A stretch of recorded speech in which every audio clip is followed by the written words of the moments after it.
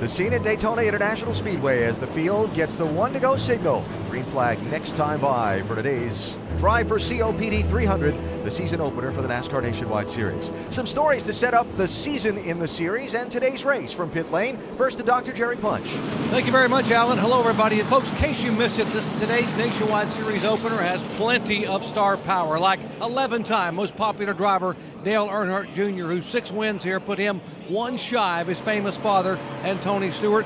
Jr. starts mid-pack. It's going to be fun to watch him carve his way to the front. And up in row 2, how about Danica Patrick in that 30 car? Now, strong Hendrick horsepower beneath the hood. Everyone expects Danica to go to the front very early, and many believe she will stay there all day long. Yes, this could be the day that Danica Patrick gets her first major NASCAR victory. How historic would that be? Here's Vince Welch. Veterans Elliott Sadler and Regan Smith have made it clear anything short of a championship this season is unsatisfactory. Now, no titles are going to be won today, but a great performance or a disastrous day could set the tone for the weeks ahead.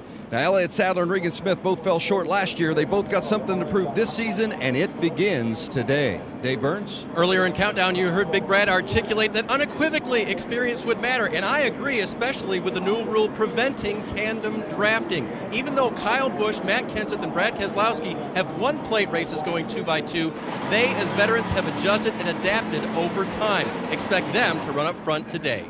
Jamie Little? Well, Dave, it's the year of the young guns. 8 rookies in today's field, led by 18-year-old Dylan Kwasniewski. He's on the pole in his first ever Series Nationwide start. Keep your eye on Chase Elliott. Heard a lot about him driving for Dale Earnhardt Jr. And Ty Dillon takes over that championship-winning number 3 team, vacated by his brother, Austin Dillon. Alan? All right, Jamie, thanks. 4 drivers to the back of the field. Dakota Armstrong and Landon Castle, unapproved post-impound adjustments. Ryan Reed's in a backup car after a qualifying crash, and Ryan Sieg missed the drivers' meeting. So 120 laps for the 300 miles today, and for these drivers, they're coming down to get the green at Daytona. Yeah, most of them for the first time in competition in about 3 months. They're very nervous right now, more so than any other race, because they haven't been competing, and it is Daytona. I'd be pulling the reins back a little bit on my guy just because of that. These guys are ready to go. Pace cars off. Time to start the NASCAR Nationwide Series season for 2014. Green flag at Daytona.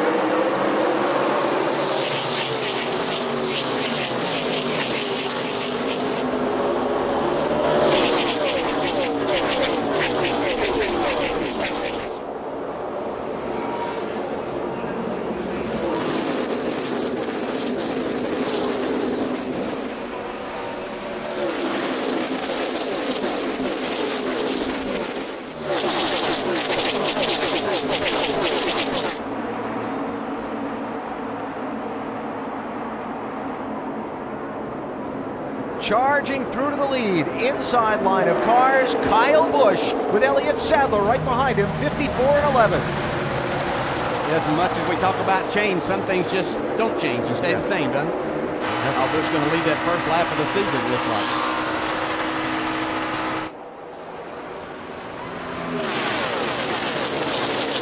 We had an interesting mix. We talked about up in the top 15, a lot of inexperience and some cars that we don't expect to see up front a lot all day. And I know a lot of those drivers are wanting to kind of get out of the way. Sometimes that's harder to get out of the way and let those ones go forward and go on without creating a problem. Yeah, it looks like this line has kind of formed on the bottom of the racetrack, and it looks like that's going to be the prevailing line for now. We've seen in the Cup Series it actually be the top lane that seems to be the preferred line. In the Truck Series, it was the opposite. So I've been kind of interested to see just how these cars with their aero package, how that's going to develop. Right now we got 3 wide back in the pack. That's a little tight. 85, Bobby Gerhart, Pennsylvania veteran. Knows how to handle himself out here at Daytona. He's won in the ARCA Series 8 different times. You can see Chase Elliott right there with his teammate in Regan Smith in that number 7 car. Kind of boxed in up on the top right now. 28 yellow cars, the veteran Mike Wallace down to the inside of that 3 wide. A lot of new colors and numbers and combinations to start this season.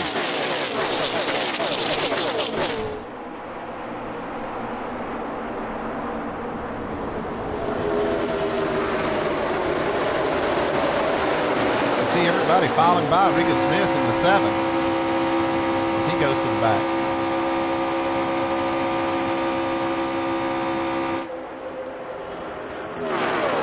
hardest thing in the world for a race driver. So easy for us to discuss, right? But patience. We're only in the very beginnings of a 300-mile race at Daytona in the draft where you can make up some lost time. There's Regan Smith with a good car, kind of caught in traffic, but having the patience to work his way where it settles out and he can cleanly get around the Gerhard car and then start trying to pick up some spots. Now, he's smart enough to know that this part of the race doesn't mean anything, and it can really hurt his season. He's looking at the big picture here, too. Although this is a big race, he knows that he has to have a car in one piece to be able to make any points or have a chance to win this race. Yeah, you can see Junior give Brad Keselowski a little tap there. I think, speaking of Regan Smith, I think he would have liked to have gone forward, maybe get up there, but he found himself boxed in, and so he just decided to hang out at the back. And we always see him at these restrictor plate tracks up front when it counts.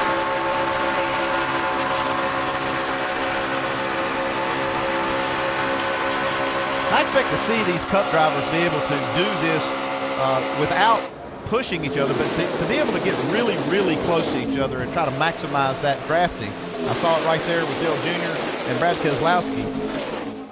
Keselowski alongside the 10th place car, Brian Scott in the 2. So they were 10 single file. Now Keselowski and Junior, 22 and 88, starting to advance that outside row a little bit. Yeah, it's kind of wanting to see, as Andy pointed out, we saw the Cup cars and then the duels, they went to the top and kind of ran single file there. Last night, the trucks were just the opposite, the bottom, the outside lane. Matter of fact, only twice, and it was with the same truck of Timothy Peters last night, did that outside line make a run to the front. Now we're seeing Keselowski make a charge here.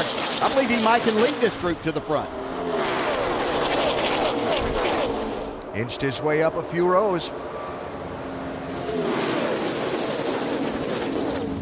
Just underway, clean start.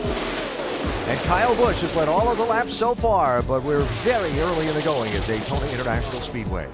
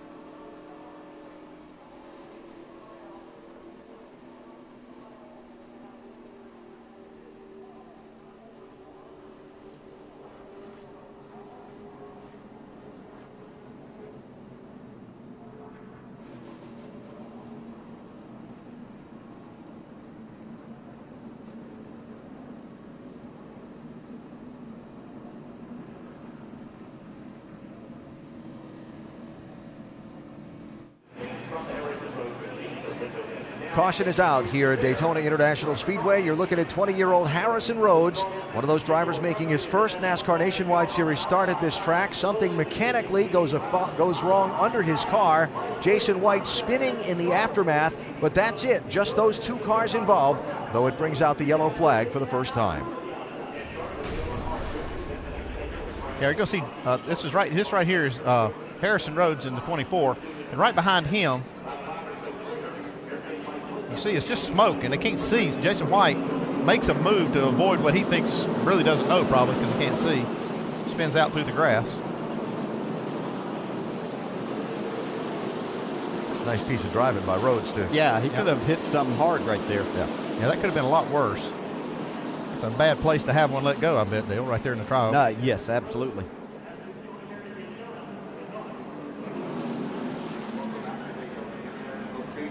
You see Jason White trimming a little grass through the infield. Yeah, I think maybe he saw that happening. When he went to the right and probably jumped on the brakes, that turned his car, I believe, right then. Could have been a little bit of fluid also with that. It looks like he's going to be okay. So yellow flag out for the first time, 9 laps into the 120-lap race.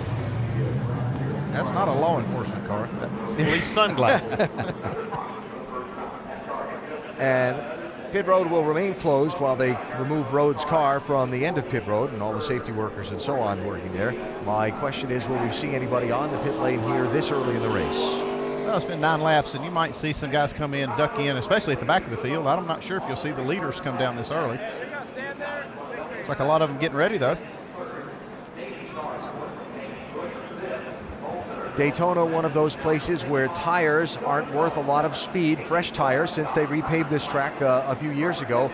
But managing your fuel backwards from the finish is a factor here. Yeah, and anytime you can get on pit road under caution to get that fuel, it extends that what could be a long green flag run, and you wouldn't have to pit there and maybe lose a lap. But if we do, and you see a lot of them on there, this is when we see a lot of contact on pit road. Drivers coming in, trying to get out of their pit stalls and things, so you have to be careful. It looks like most of the leaders are staying out here, but the lights are still on at the end of the pit road, so it's not open yet. Yep, there you go. While they clean up all that oil and liquid left from the Harrison Rhodes car. Take a break, come back, see if anybody makes any pit stops, and get you ready for the restart at Daytona.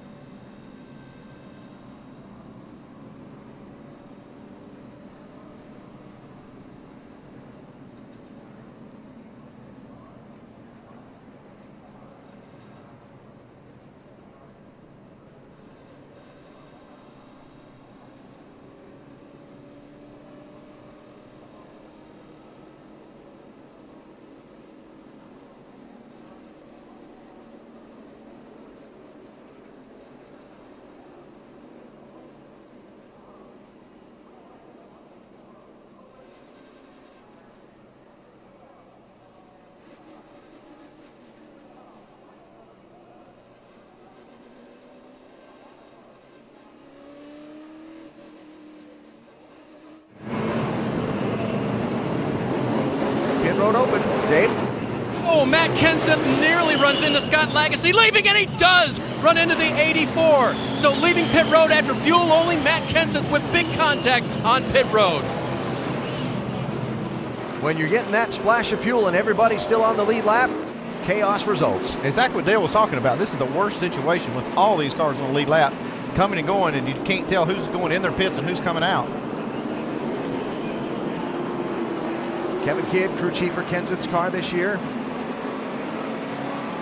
Trying to assess the damage and see if he needs to come back in. And Kenseth came in third. You can see they're just going to get a splash of fuel, back out, but only about half the cars have gotten to pit road. You see Legacy coming in his pit, and then big contact there with Chad Boat. Yeah, that's a lot of damage right there. See right there, he avoids contact with Legacy. Dave? Kevin Kidd apologized to his driver. He said, sorry, Matt, I had my eye on the 29, not the 84, and that's the one that got him into trouble. So difficulties for Matt Kenseth, and that is him showing that smoke from the right front, so he'll be back in. But early, time to fix it and come back and try and get the trophy.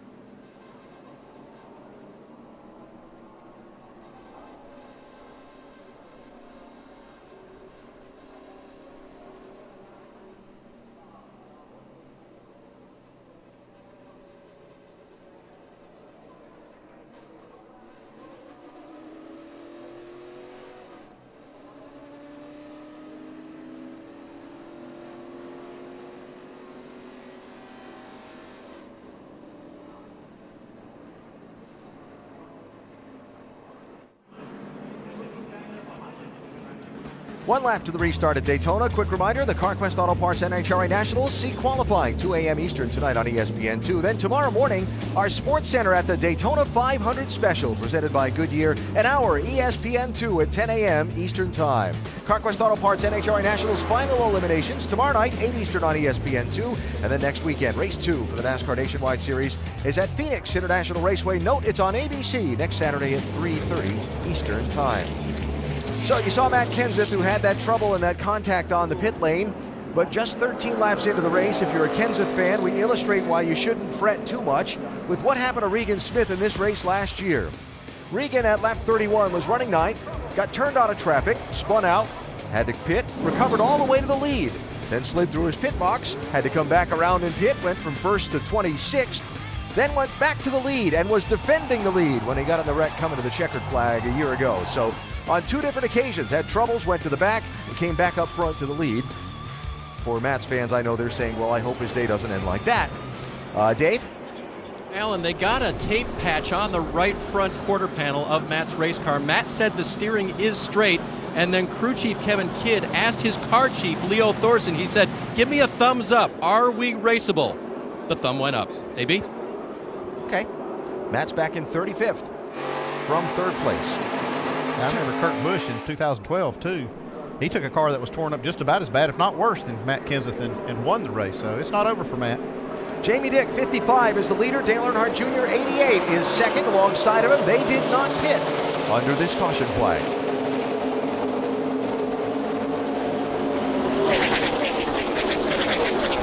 Didn't take long for Kyle to jump up behind Jr., did it? No.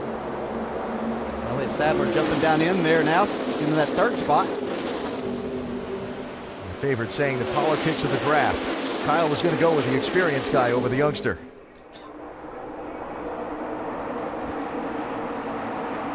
This racing's so difficult, and that's why you do it. You tend to know tendencies of drivers and what to expect from them, and that's what you want to be around more times than not. Sometimes you have no choice but to be around some, and in some situations you don't really want to be. Yeah, a lot of times I see these experienced Cup drivers shuffle these young drivers out of the way. People they don't really know. It's almost like they have a strategy to do that, just to get them back out of the way and get to the front. I can assure you, as a young driver, you think that you're being taken advantage of all the time, but that's how you learn. You keep doing good things throughout the day, though, you'll gain some of their confidence. First side-by-side for 5th place, 31, Dylan Kwasniewski, started on the pole. Outside of him, trying to dig a little bit, is James Buescher in the 99 car.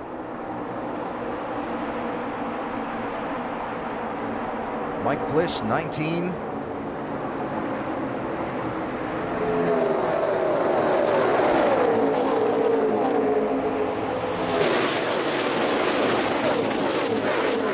A big thing to watch here early on. We talk about the youth and the inexperience that we have here, and just watching them and how they handle situations and keep themselves out of bad situations here early on, kind of get their nerves calmed down, and then they'll get themselves in a position that later on in the race they can actually go race and maybe really make something happen. I've been impressed so far. I know we're early on, but these young drivers have done a good job. They don't look squirrely out there. They don't look like they're out of control by no means. So far so good. So Dale Earnhardt Jr. leading, Kyle Busch running second. I got a bunch of oil on my windshield. I think it's number 55 under yellow. Yeah, it'd almost have to be because he had been leading the race earlier, so it wouldn't have been from that. It had to be who he was following under caution. And I can tell you, as a driver, that's no fun whatsoever. Whenever that starts, you don't have enough vision as it is, you feel like sometimes. And whenever you get that oil on there, then that oil creates you getting dust and dirt and other things that come about in running close to 200 miles an hour here, and then your vision really does get clouded. How much do you really need to see, though? Well, sometimes you don't want to see it. Most of the part, you really want to be able to look out that windshield, and just having another distraction is not what you need around here. Wow, Brian Scott in the 2 got pinched to the outside, had to check up a little bit there. Look at the traffic jam here. Yeah, I watched Brian Scott a couple of times trying to make something happen up next to the wall, come down the back straightaway. He's not been able to organize a group to help him, though. Like I say, he must have got squeezed there.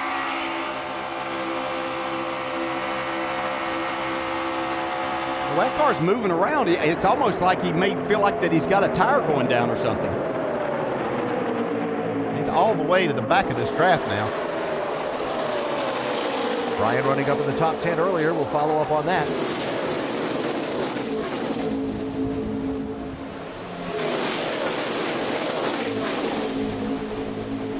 It looks like Brian Scott's able to hang on to the back. 6, Trevor Bayne. Sticking the nose out 3 wide, trying to rumble his way toward the front. Bayne started back in 31st place.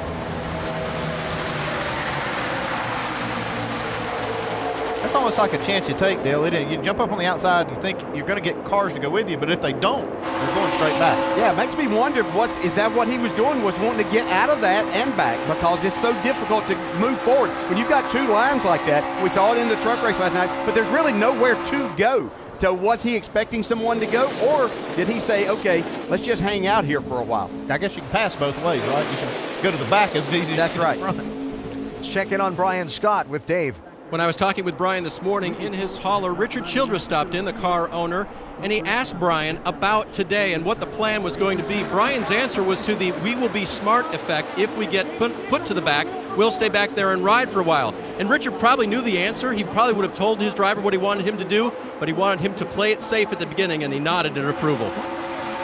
All right, Dave, so we're watching Brian and we're watching Trevor Bayne there, right? Went to the outside a lap ago, fell back, went to the outside again. Is he experimenting here for what his car can do later in the race? Yeah, I think he's experimenting some, but I think when he pulled out, now with what Andy said, he was kind of pulling out to move forward, and nobody went with him, so he was hung out. And when you're hung out like that, it's like having 50 less horsepower than everyone else. So he's trying to go forward. Now he's got Brian Scott, who was back there.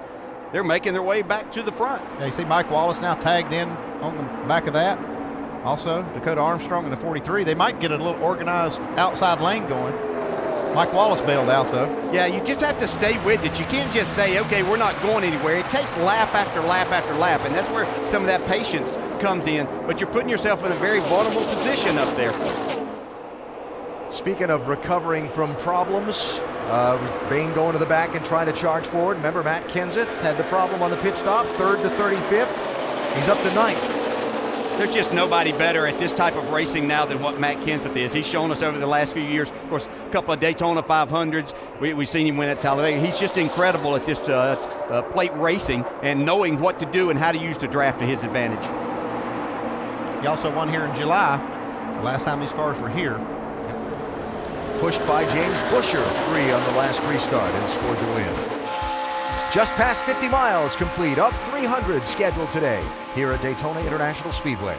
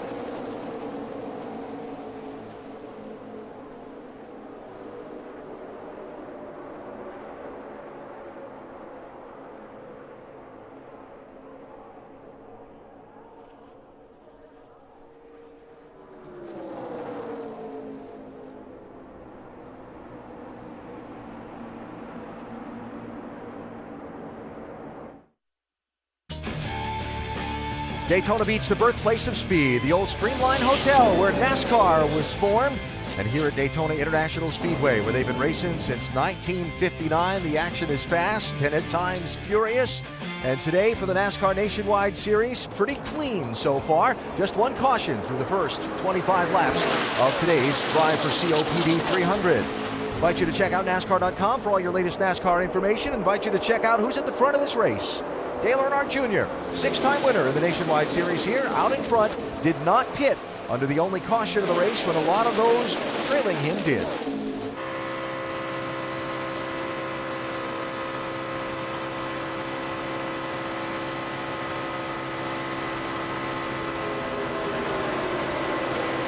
With the containment seats the drivers have these days, the suspension and so on, and at Daytona where you're the leader, your foot's just on the gas, it makes it look so easy. I think that's one of the hardest things to probably translate to the people at home, right? He's in there just riding. Well, no. Yeah, it makes it look relatively simple, like anybody could do it, but there is a lot going on. If you see their eyes and know what they're thinking and trying to make all of this happen, so it is a lot more difficult. When you're leading like this right here, your biggest thing is just stay around the bottom, and you should be in pretty good shape. Don't make a mistake there. So it is relatively easy, but business will pick up before this day's over.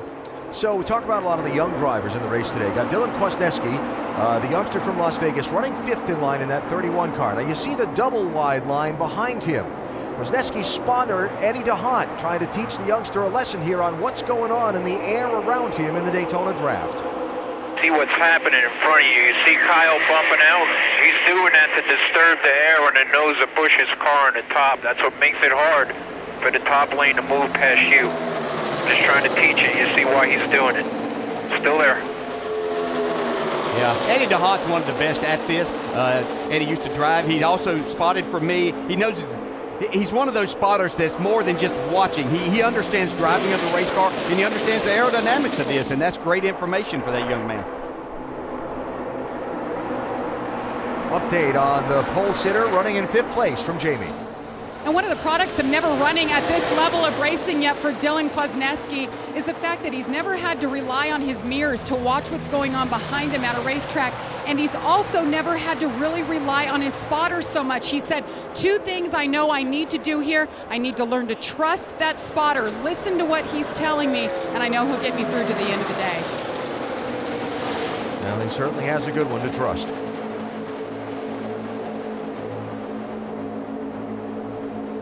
Yeah, he's doing a nice job there, sitting in there so far. And how about that Jamie Dick in front of him, staying up here inside the top 5? We saw him qualify well, having a good run here.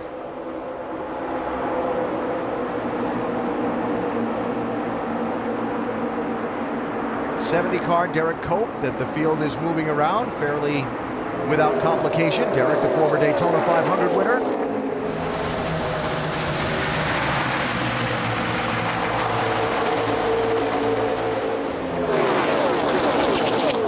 DJ, you mentioned Jamie Dick in that 55 car. He, along with Junior, didn't pit under that first caution. So Kyle Larson at 42, he's kind of side drafting that inside lane, trying to get just a little advantage. See if they can make that outside lane move forward. It's been kind of stalled about where it is right now. These cars are just so evenly matched these days, it's just making it difficult. And what you're going to have to do is use that side draft. I like to use it myself on the straightaways. Get over against the quarter panel. You slow the momentum of that car just a little bit. I didn't like to do it as much in the corners personally because you're taking a real chance of getting down there on that quarter panel, of getting that car really, really loose, then creating a problem that you may not be able to get out of. So for those of us that don't know what it feels like to be out here in the draft at Daytona, how does the side draft work? What is it you're doing? Yeah, you're getting over on the quarter panel of that car. Whether you're on the inside or the outside, you can make it work both ways, but it stalls that car out by getting the air in that pocket of air. And literally, there are times that it slows you down so much, you look down to see if your gauges are still up. It's almost like you've cut the engine off. Yeah, it's almost like if you look at the front of that car and you can see the air, it's a big wake. It's pushing a big wake around the front of it. And you push that wake over on the side and on the spoiler of the car if you get right up on that right rear corner. So it adds a lot of drag to that car on the inside, slows him down a little bit, and it kind of puts you in the wake of him, where he doesn't have any air on the side of his car. And when you're in that position, there's nothing you can do. You try to get away, but you're down on the yellow line already, so there's nowhere that you can go. And the driver is really in control of that. We see Ty Dillon now decide to go to the outside and see if he can try to move forward. He got tired of riding long. He wants to do some racing. 80 is Johnny Sauter. To his inside, 44, Blake Cook. And we talked about Ty Dillon taking over this 3 car with the team that won the Nationwide Series Drivers' Championship a year ago. Danny Stockman, the crew chief, and company that won the championship with brother Austin, now helping to steer Ty as he begins a campaign for the Nationwide Series title. 7th and 8th place there, trying to advance. Quarter of the distance complete at Daytona. Dale Earnhardt Jr. leads. Ty Dillon trying to lead a charge in the outside lane.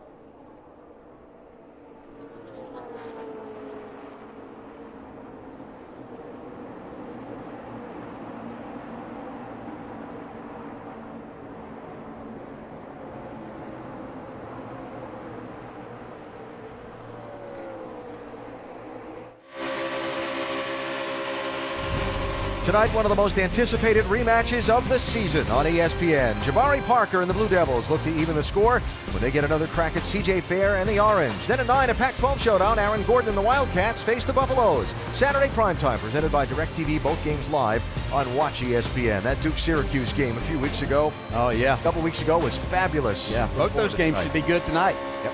Give me something to do. Watch college basketball. Going to get exciting now as Dale Earnhardt Jr. pulls the lead group up to a draft of 5 cars, about to be put a lap down. Yeah, the first 7 or 8 are going to be okay here, but when it starts getting too wide and you come up on this, that could be trouble. And you start getting into the banking.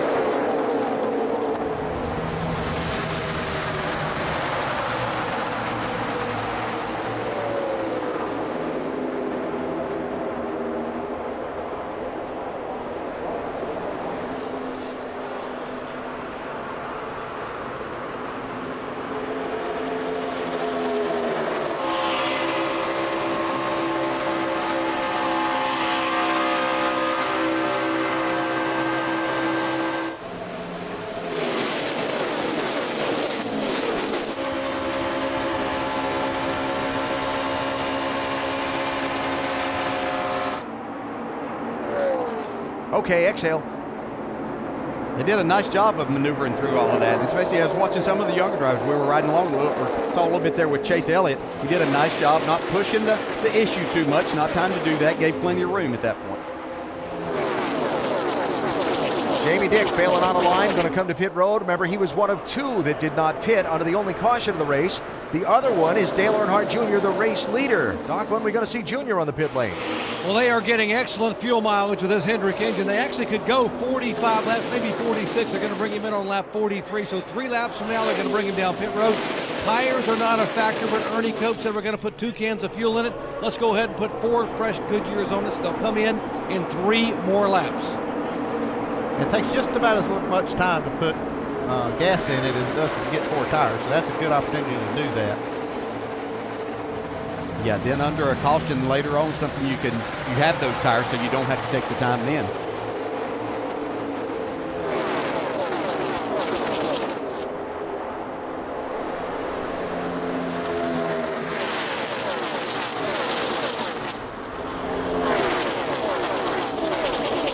Junior might be able to go up to about 4 or 5 more laps before he'll have to be on pit road for fuel. I saw Jamie Dick in 55 already make his stop. He stayed out with Junior under that first caution. He'll be coming back in. Yeah, it looked like he was a little quick coming to pit road. Didn't quite get slowed down in that first segment. Speeding on pit road. Pass-through penalty for Jamie Dick in the 55. Yeah, that's a tough break, too, because he was up front. He's been up front the entire first part of the race, and that penalty is going to hurt. Started up front. Started in 7th. Yeah. So watching for Junior here. Another lap from now when he would bail out a line and head to the pit lane. Right, we'll pit next time by. 4 tires of fuel. Pit. And of course, trick to that is no drafting partner to go with him because he's kind of by himself on a pit stop schedule here. Yeah, this is probably going to hurt Junior quite a bit because he's going to be, 7, 8, 9 laps before the other cars have to make their stops, so he could be out there for a while by himself. If you're Ernie Cope, are you asking for one of your team cars to pit a little early to help you, or does it matter? Well, you can ask. I don't know if they'll come, but yeah, I mean that would be the ideal thing. But both cars are still in trouble because it still takes more than 2 cars to make the kind of speed that you're seeing this pack run. So all the other teams behind him, Junior spotter communicating with them. He's pitting. We saw Kyle Busch give plenty away, and somebody is coming with him. Like Joe Nemechek. If they can get hooked up, that'll be 2's better than 1 for sure.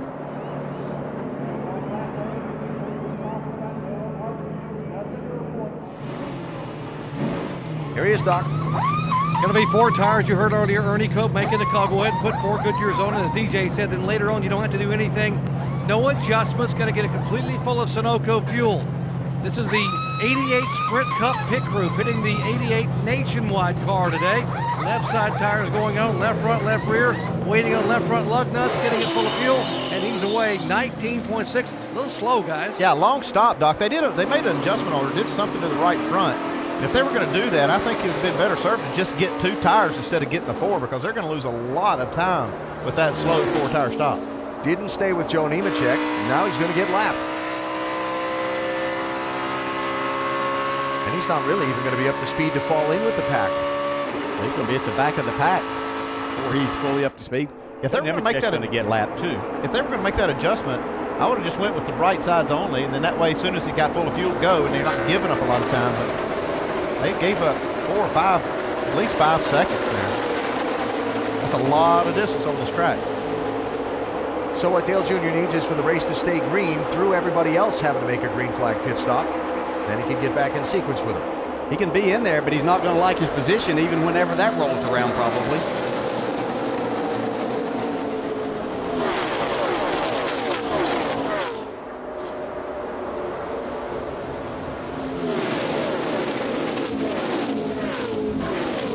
And the other tough part for Junior, he's not even the first car lap down, so if the caution were to come out, he'd have to take a wave around to get back on the lead lap right now and then not be able to top off the fuel and so on. So a little dicey here in this stretch of the race for Junior, Doc. Indeed it is, and we can update what happened. I talked to the tire changer. This shock package keeps the right front tire sucked up in the fender well. The front tire changer said I had to pull the tire down, pull on the shock just to get the right front tire off. We didn't expect that. He said that's what cost us extra time. Now, watch the right front tire changer now. You see the tire is still up in the fender well. He's trying to pull and pull and pull to get it down out of the fender well. That cost him about 3.5 seconds, and the tire was still there. So that's 5 extra seconds. It cost him a lot of time on the racetrack. Yeah, that now you can see what happened. It's worth a little bit of speed to have that extra rebound in these shocks and not have much bleed down before these tires drop out. But you can see it comes with a penalty. Yeah, give that front tire changer credit for even getting it done that quickly. Past 100 miles at Daytona, the Drive for COPD 300. Kyle Busch, the race leader at this point. Another round of green flag stops coming up.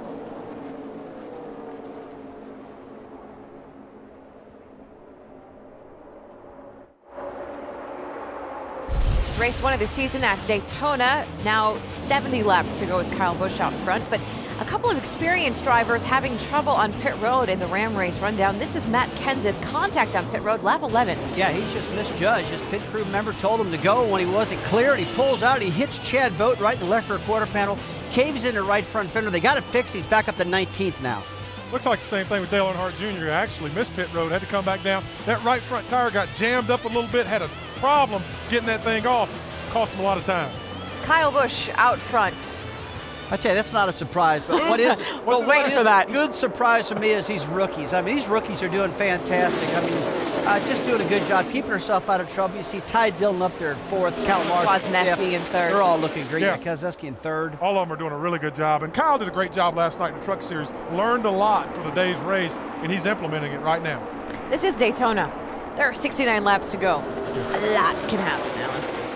And will, Nicole, that's for sure. As we watch Kyle Busch continue to lead. Summary of the race, basically. Kyle led the opening going.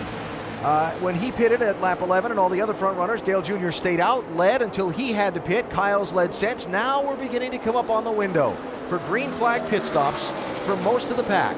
First to make the move in is Kyle Larson in the 42. He was running in 5th at the time. Matt Kenseth also in, Dave.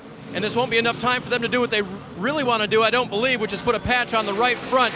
But they did make one up just in case. They're going to change right side tires and fill them full of Sunoco fuel. Vince? The 22 of Brad Keselowski's been running deep in the pack. Things have gone smoothly, says the car was good, needed 4 tires, and they got him with Sunoco fuel.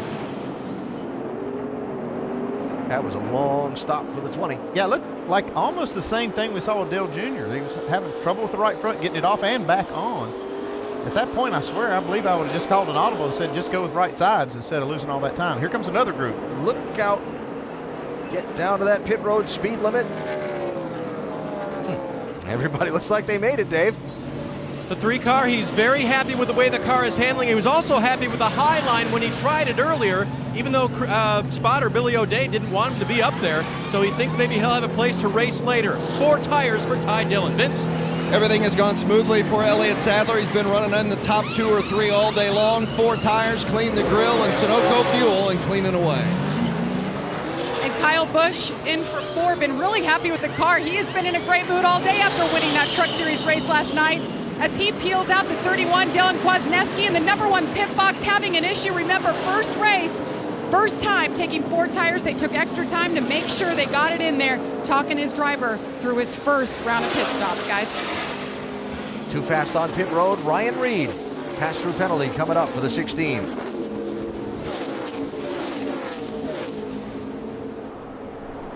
Elliott Sadler, who had been running second, has lost a spot there to Ty Dillon on that, but he had to avoid the 85 car that was coming in. Elliott did a nice job of not making contact and create another issue for him. So the pack breaks up with the couple of different laps of green flag pit stops. Now we wait and see as the draft reforms. Right now that is Kyle Larson, 42, right here just ahead of Kyle Busch, Ty Dillon, and Elliott Sadler.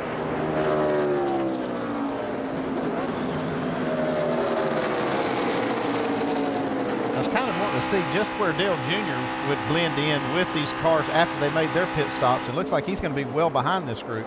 Yeah, and by himself.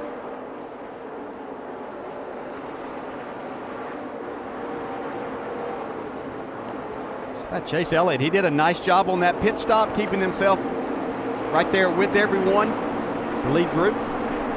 So you got Kyle Busch now leading.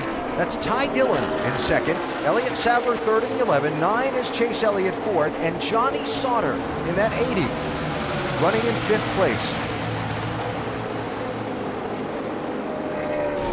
Getting aggressive coming to pit road. Ty Dillon in the 3. Yeah, that's where he made up his time. Wow, that was an aggressive move to the entrance. Gets it slowed down, too.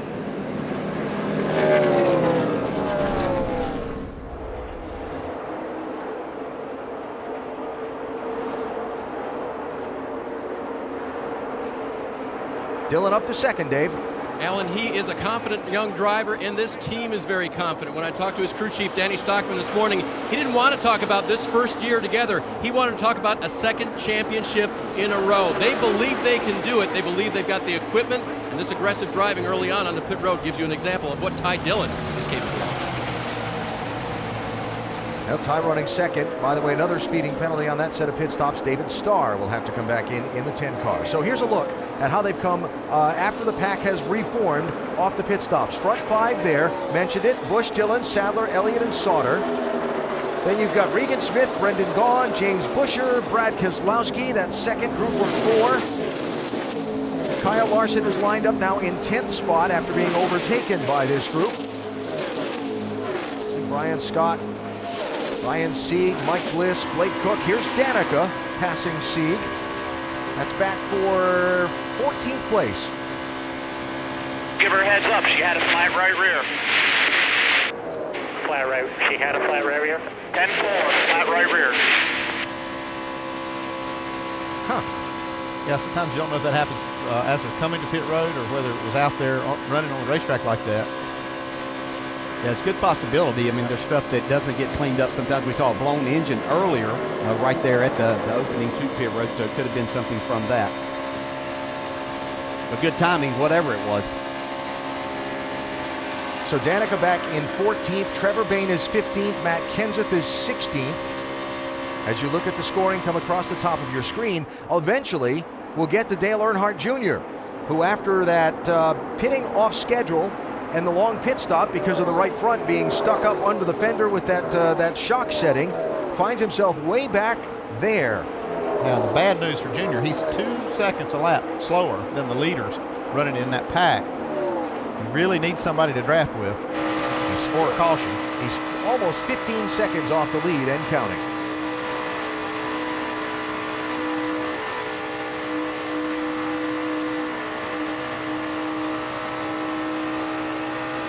So Junior 20th out of 28 cars that are on the lead lap, only 3 in the garage. Jeff Green out early. Harrison Rhodes had the engine failure back at lap number 9.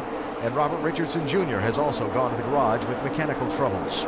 Kyle Busch leading Ty Dillon. We're all going to work together here, bud. We're going to get out of this thing. We're going to get way ahead of these guys. He's pushing you. I don't know why. Chill out, 11. Let's just ride. Catch another slow one here. I don't know why the 54 is making such erratic moves. All we can do is drive around him. I don't know. Maybe I'd follow him for a little longer. Yeah, last I checked, he knows what he's doing. Yeah, I think he does. Usually has a pretty good car, too. Yes. Well, Kyle Busch is leading. And next time he crosses the finish line, we'll be halfway home. 150 miles down and 150 to go at Daytona International Speedway.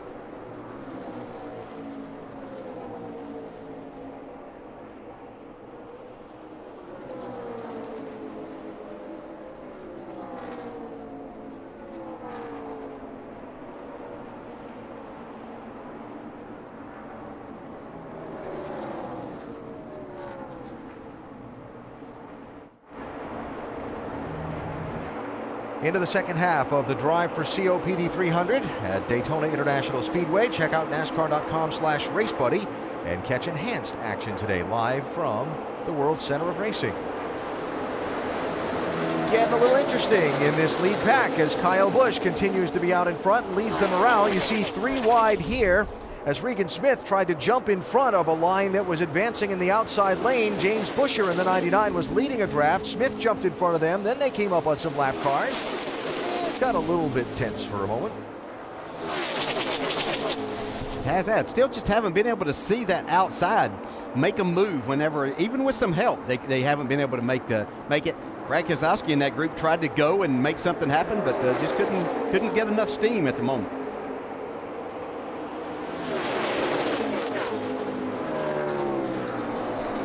Buescher did in that 99, did a nice job, though, of pulling that second group up to that front pack.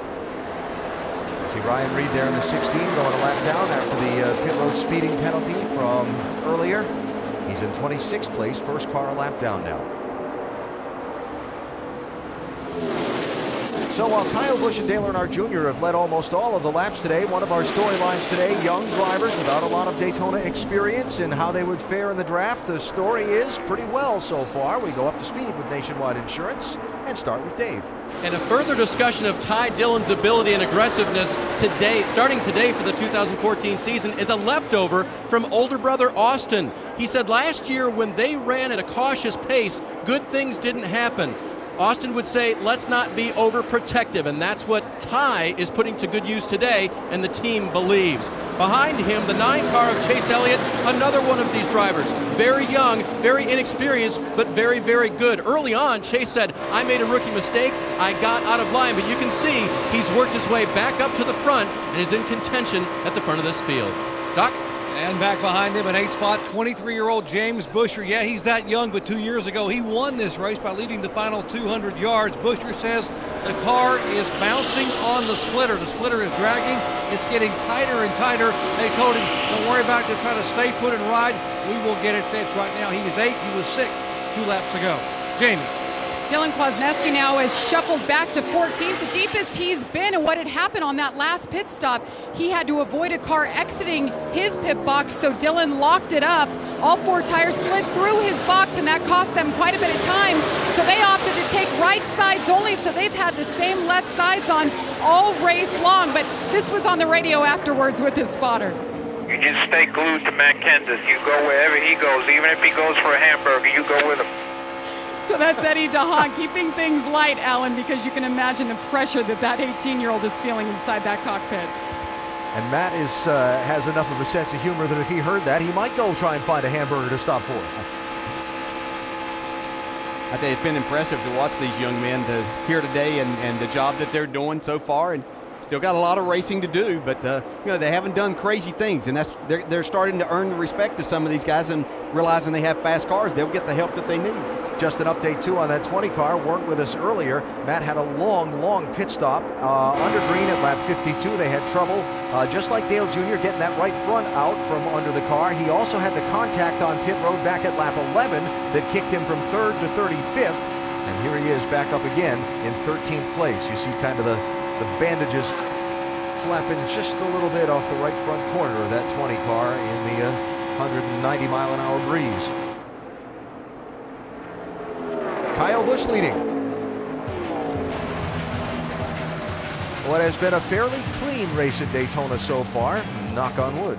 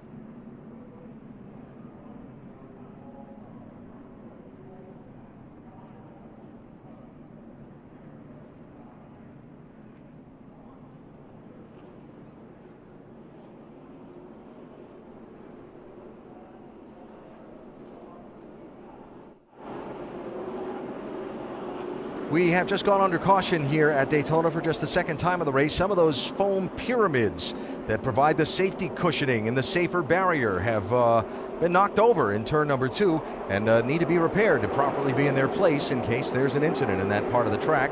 Gives everybody a chance to catch their breath and get a pit stop under the yellow flag, with Kyle Busch leading the field down the pit lane. Dave? Chase Elliott did a lot of pit stop practicing during practice this week. He hits his marks perfectly. They'll take left side tires this time and Sunoco fuel. As for Ty Dillon, he'll just get fuel on this stop. Vince? Tires and a chassis adjustment to snug up Elliott Sadler. Right sides and a chassis adjustment. Jamie? And the 54 at Kyle Busch, as you can imagine, he's been thrilled with this car. Right side tires only for the 54. And our Wicked Tuna race off pit road. Things got a little fishy there for a couple of those people on the pit lane. That's a good one. Don't try this at home. Chad Boat gets the free pass, repairs to the safer barrier, the cause of the second caution today here at Daytona.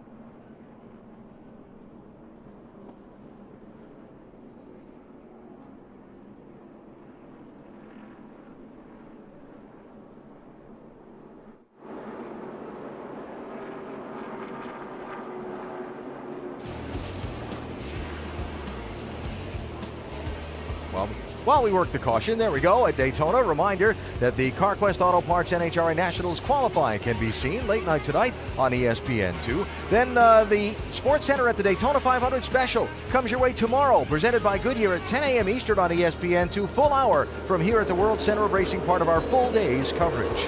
CarQuest Auto Parts NHRA Nationals final eliminations, 8 Eastern on ESPN2. And then next Saturday, race 2 for the Nationwide Series is at Phoenix International Raceway on the Mile in the Desert on ABC at 3:30 Eastern Time next weekend.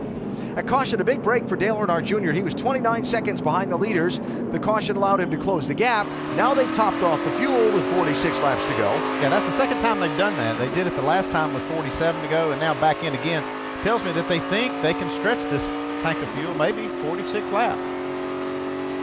Remember, Junior off sequence, not pitting under the first caution at lap 11 when everybody else did. He had to pit under the green, got out of sequence, got out of the pack, and fell way back, Doc. Indeed he did, but that's exactly what you were saying a moment ago. They believe that by topping off twice and getting completely full of fuel, that they can make it the rest of the way. Also, they don't believe we're going to go caution-free, and they should be okay on fuel. They also know that several of those faster Toyotas toward the front may be as many as 5 laps short on fuel. It wouldn't do them any good to top off. That's why Junior came in and topped off. If they have to pit with 5 to go, it's his race, he thinks. Can hear him shutting it off, saving gas. Now, the other story under this caution, Ty Dillon, who we saw leaving pit road with the race lead, isn't the leader anymore. Speeding, exiting the pit lane, and Ty is back in 21st place. Yeah, he was pretty aggressive on that green flag stop when he came in, getting to pit road. Looks like he was a little too aggressive on the exit that time. Yeah, especially you get a little excited to see that you're probably going to have that opportunity to get out first, and you may not pay attention to what you need to be paying attention to. So, wave arounds. Ryan Reed took a wave around to get back on the lead lap. And the 29 of Scott Lagasse took a wave around to get back on the lead lap. That's going to give us 26 cars with 45 laps to go. And Kyle Busch leading them back to the green in that 54.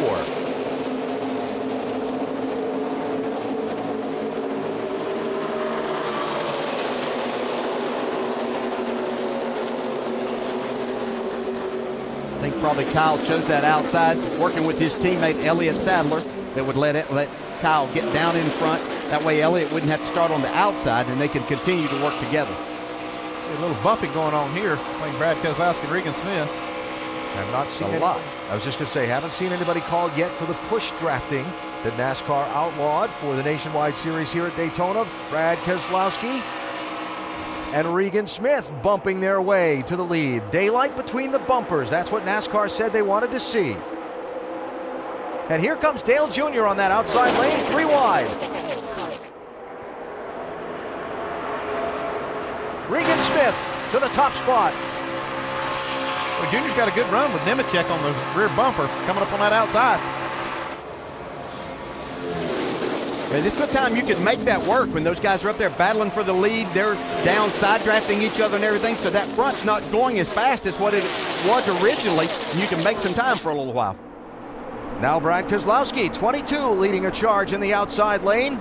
James Buescher behind him in the 99.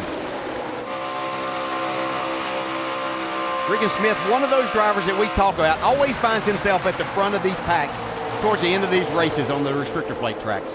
Leading on the last lap here at Daytona this race a year ago, right about there, when he and Brad Keselowski had contact and started that big crash, won the race at Talladega a year ago for this Nationwide Series. And we've seen all these young drivers do a good job up to this point. At what point, Dale, does the intensity start picking up and the sense of urgency for the end of the race?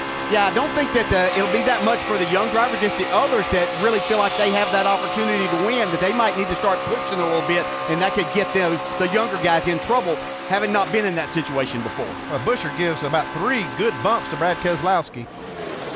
Brendan Gaughan right there in the 62. Tell you what, I'm impressed watching these drivers do this. They're laying on there just a little bit. You see the bumping, but they're also doing just a little bit of pushing, but not pushing the envelope to make NASCAR get in and weigh on the situation. NASCAR said that in making this mandate, basically the team said, you outlaw it, we'll support you, but NASCAR knew they were taking on a very difficult task of having to be refereed, like the referee in the defensive backfield in the Super Bowl when the game's close in the fourth quarter, having to decide what's a penalty and what's not. It's tough. They know they put themselves in position of perhaps being criticized by fans of a particular driver if they make that call or don't make that call. But that's what the referee has to do. Yeah, they have to do that. And the owners really wanted this because other solutions were going to cost them a lot of money to make those changes, to keep these cars separated and make the racing really what the fans want to see. But it does put NASCAR in that position, and what NASCAR is telling the drivers, don't put us there to make that call. Yeah, I'm not a big fan of telling drivers how to drive. I can see both sides of this because I've been an owner. I know what it takes to make rule changes and try to change the way that these cars race. So, you know, I can go both sides. I just really don't want to see NASCAR have to get in the middle of making a call at the end of this thing, and it might happen because you can see, man, it's going to be wild when they come to the finish. Tight and tense up front. 7 Regan Smith with Kyle Busch 54. Behind him, Brad Keselowski 22 in the outside lane with James Buescher 99 in behind him in the draft. 26 cars on the lead lap. Matt Kenseth is last on the lead lap. Junior's outside run when he tried to go 3 wide, stalled out. He's back to 23rd.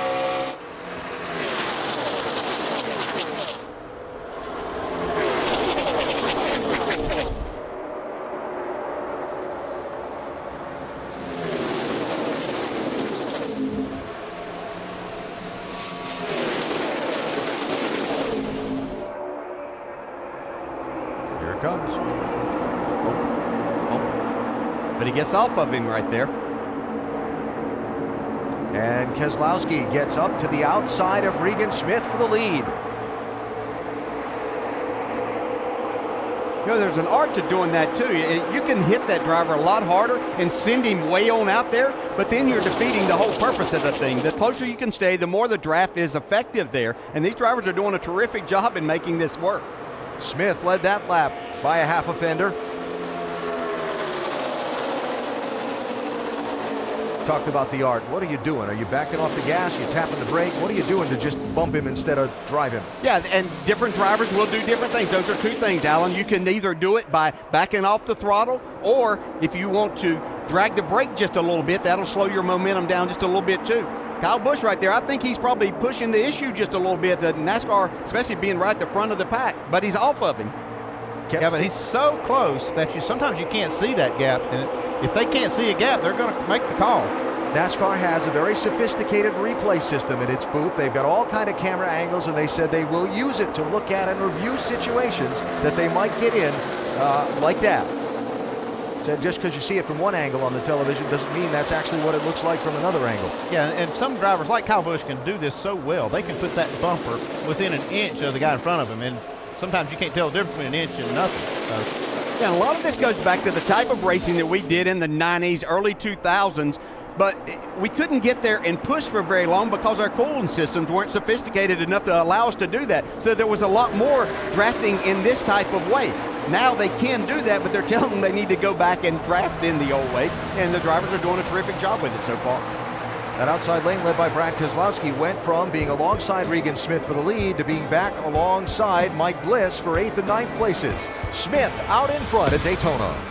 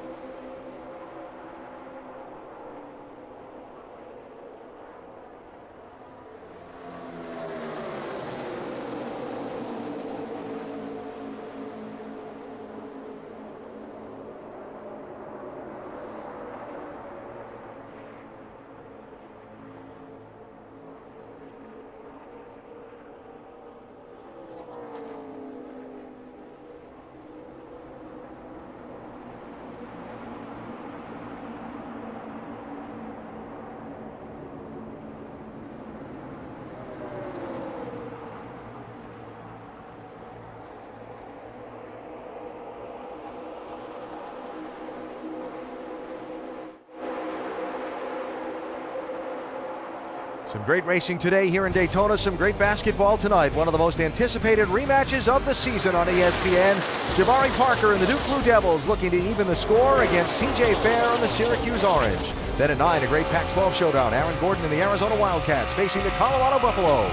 Saturday primetime presented by DirecTV. Both games live on Watch ESPN. That's tonight starting at 7. Got a few interesting things going on here at Daytona as we get down to 33 laps to go. We've got some cars on a fuel mileage run. We've got one that's going to be the first penalty of the day for push drafting. That's that 99 car for James Busher. And we've got drivers trying to figure out where the envelope is as we get closer to the finish. First, here's the penalty.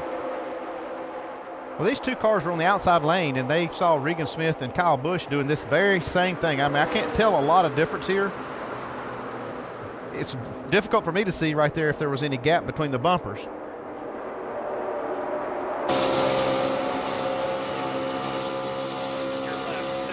A lot of these guys haven't done this before.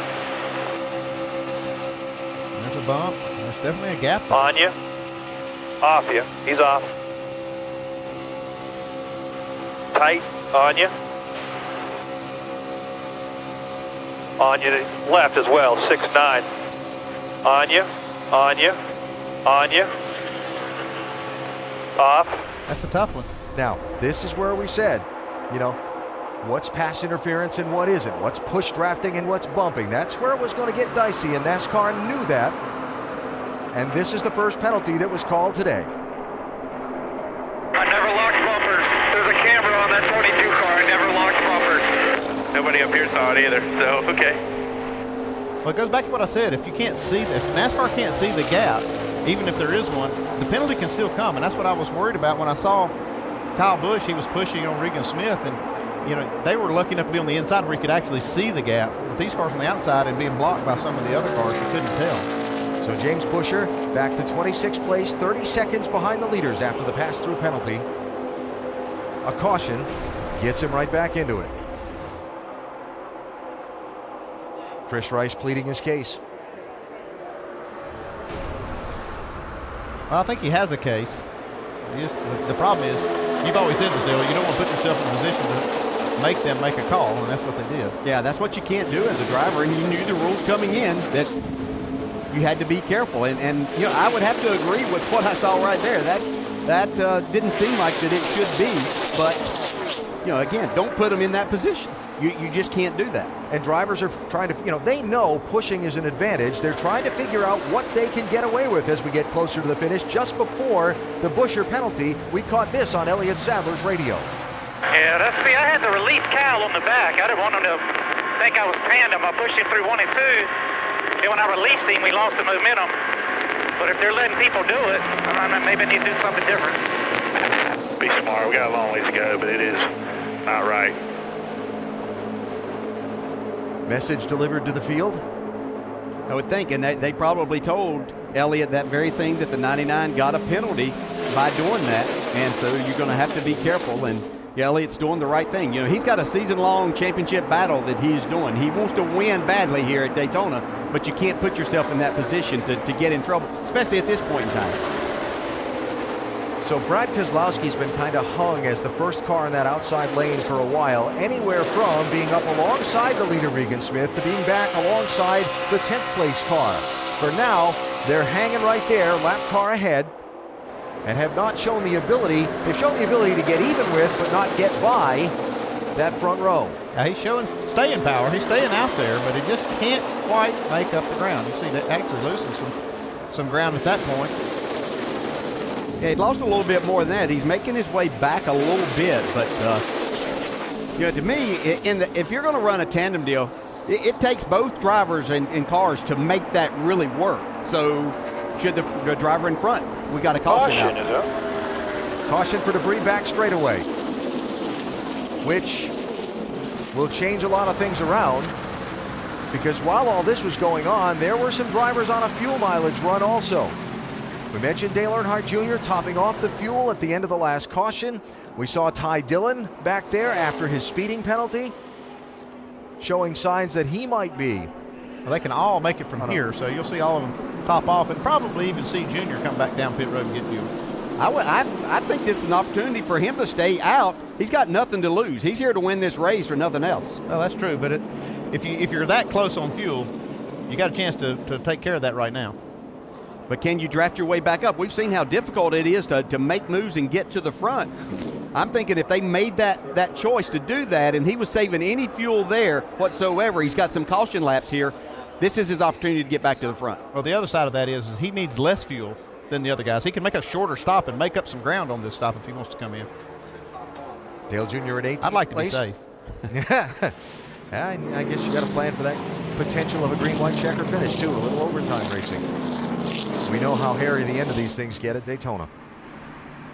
I'd bring him in, get a shot, hope I can make up about 5 or 6 spots, and then let Junior do the rest. You're the champion crew chief. I disagree with you. I'd find a way to get him in front of the pack because it's going to get wild after this next restart. I see him cutting it off right there. That tells me that he's not planning on coming to pit road. And when he was out front earlier, they weren't going by him. Now, it was early, I know, but I'd rather have the mess behind me. Well, there's an argument for both sides. And we just argued it out. Matt Kenseth, another one that was kind of dawdling around there near the back, who had made a pit stop a lap later, an extra pit stop than everybody else on that last caution. See what he does here. I think the 3 car's the one in that situation that you might have to bring down because he is racing a full season here and racing possibly for a championship, and not sure they can take that chance. You hear Matt shutting the car off also under the caution. Pit road's open. Isn't this interesting?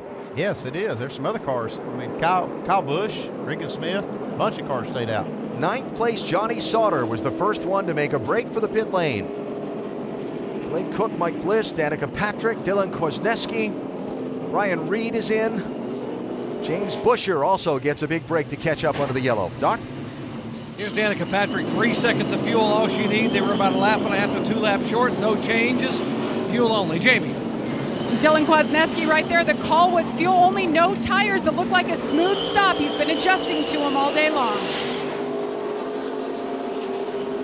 And the plot thickens. As the time to hand out the trophy draws closer. Regan Smith leading at Daytona, 26 laps to go.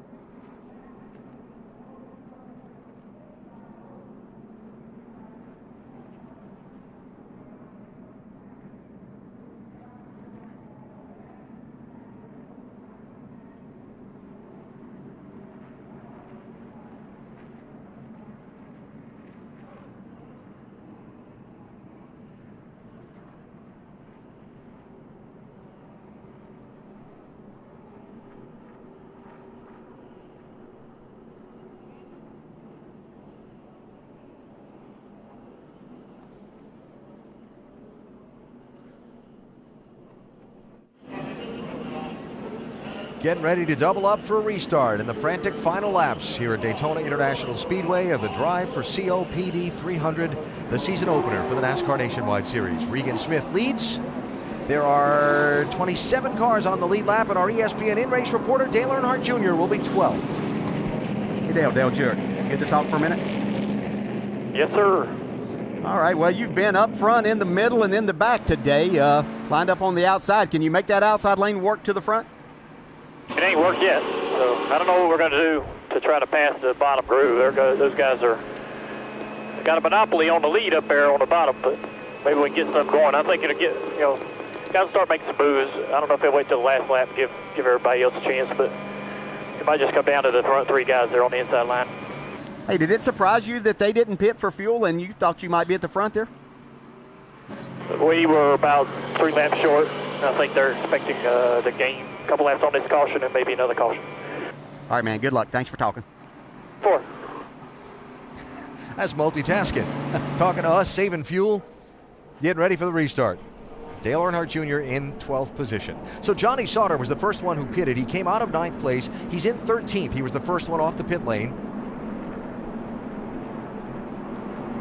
And Regan Smith, the race leader, maybe managing fuel to the finish, Jamie?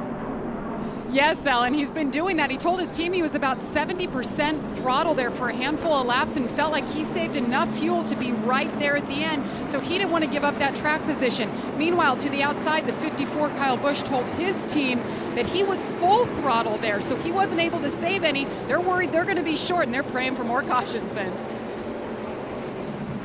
The 11 of Elliott Sadler was definitely debating whether to come or stay out. Remember, Drivers' Championship, #1 goal for this team. They say they're 1 lap to the good right now, but the last thing they want to do is run Elliott out of fuel. Doc?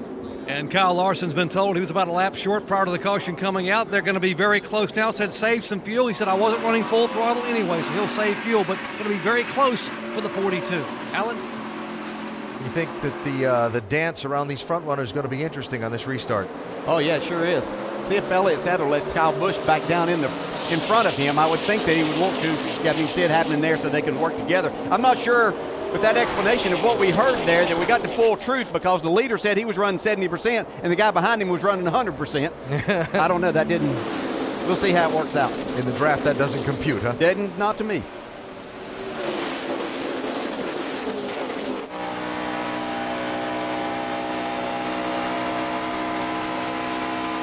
It sounds like a lot of these teams are gambling on another caution, too, to save some fuel. Yeah, I'm not sure that's a big gamble. It may not be. It's not out of the question. It's not. Last green flag stretch, 7 laps or less in 16 of the last 18 Nationwide Series races at Daytona. It seems to be very difficult to try to move up in this line, just like Dale Jr. was talking about. It's much more difficult than we've seen in the past, and I think that's why a lot of guys are trying to just do anything they can for track position, because they can't make it up on the racetrack. Yeah, Chase Elliott's going to have to be careful right there. Looks like he was kind of locked on there for an extended time. He's back off of him right now. Dicey, huh? You got a guy trying to maybe not run full throttle to save fuel, and you're not knowing that, or, bouncing off him.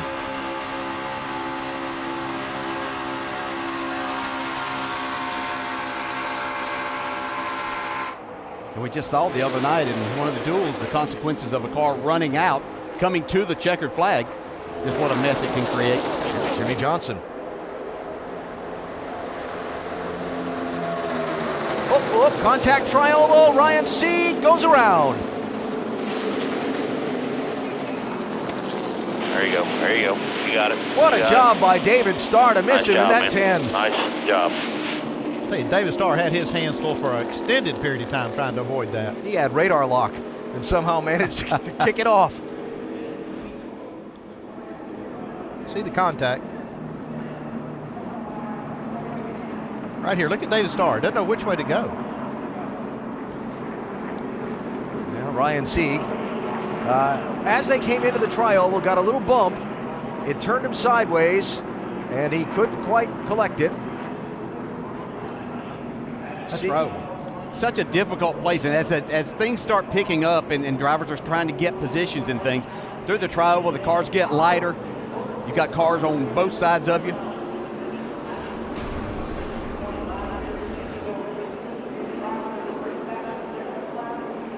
Ryan, that's Eric McClure in the 14. Yeah, you can see the contact there that created that. Yeah, now we can see it. I was looking at the wrong monitor a while ago, but yeah, now you see the contact. Right here's where David Starr does an incredible job. You're right, that's just amazing. I mean, that's so hard to do, to turn these cars and not spin them out, or your initial reaction to lock up the brake, and then that just sends you sliding into it. Well, this could have been a huge accident with a lot of cars involved, but fortunate to get out of here. Jamie Dick got some damage there on his right side door. Whole lot of lucky people there. That was an excellent job of driving by David Starr, though. Amazing. Sieg, the 26-year-old, running full-time in the NASCAR Camping World Truck Series, planning a limited number of Nationwide Series starts this year, including here at Daytona. And that could have been a situation to where his spotter told him that initially maybe he was clear right there to move down, but maybe hesitated just for a minute, and that momentum from the car getting a draft from behind created some contact. We are getting some of those caution laps that some of the guys are counting on. Certainly beneficial to those guys. So one of the things that's happening right here is race control is admonishing the drivers via their spotters that they're supposed to be in a single file line and not lagging back and so on. People all shutting the cars off, trying to save fuel, right? Making the run, shutting it off, coasting, so on.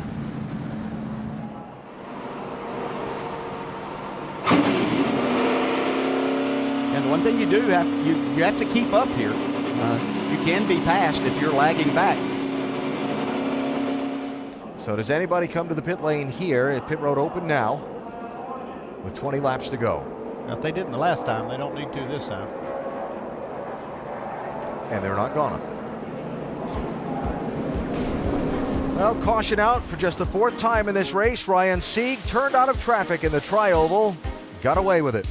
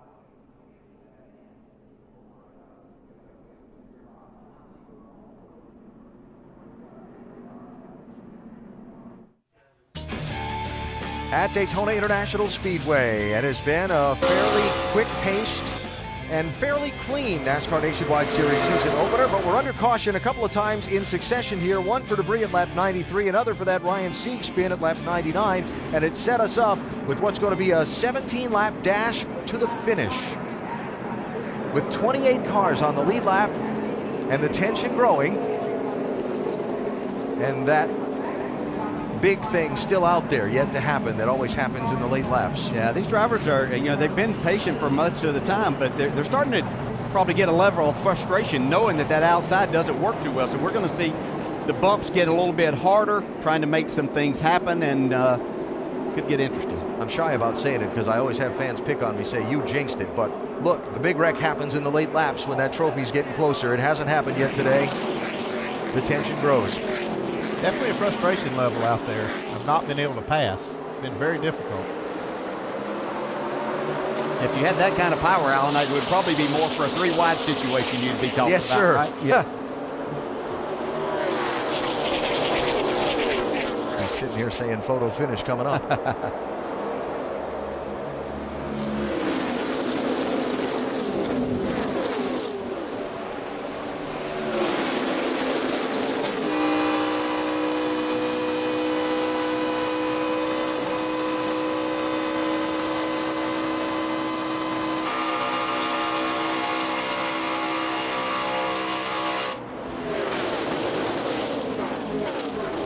Brad Keselowski in that 22 has been the guy leading that outside lane for a long time now and just not able to make progress toward the front. Brian Scott doing his best to try and bump him. Scott in the 2, Trevor Bayne in the 6, Ty Dillon, Dale Earnhardt Jr. also in that line.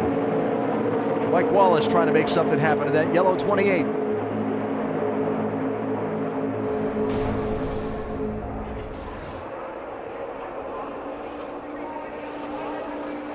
Mike Wallace in the tight spot. That's making it happen all right, for sure. We're going to see more of that as this moves on. Keselowski doing everything he can to make that outside line work. You can see he lost a partner. Brian Scott decided to jump down to the inside. He's got Trevor Bayne, former Daytona 500 winner, on his bumper now, trying to move him forward. Matt Kenseth coming through, 20 car. You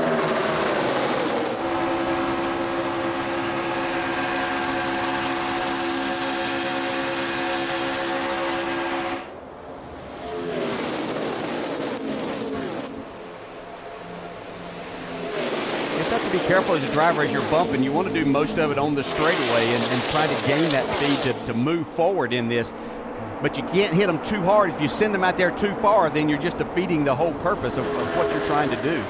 You can see Trevor Bayne trying to just get in a couple of shots and not let the 22 get too far in front of him to where they can get back as they can gain momentum off the corner and back to a straightaway to gain some more spots. And all the while, Kyle Busch is doing it textbook on the rear bumper there of Regan Smith, and I think that's what's keeping this inside lane with the advantage.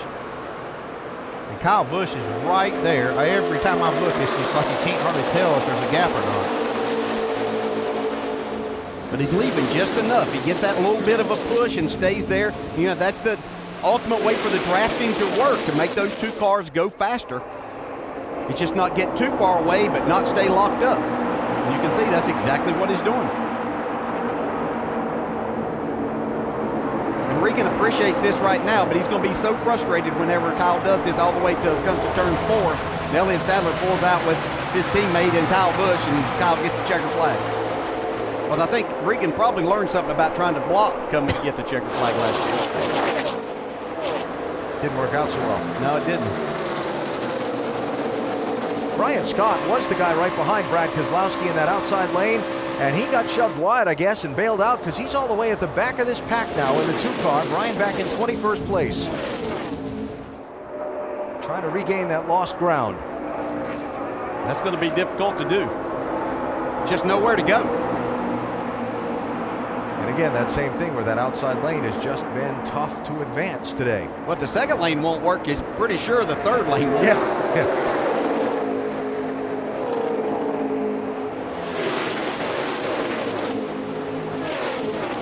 getting to the point where they've got to try something. 13 laps to go, and they're all the way at the back of this line. They've got to find some way to advance. Yeah, the one good thing, you can see Brad really working hard at trying to separate the 62 car that Brendan Gaughan there from those front three. If he can do that, he's not really helping those three in front, so he can make a little bit of way forward there. Brendan Gaughan doing a nice job here today, though, in the 62 car for Richard Childress.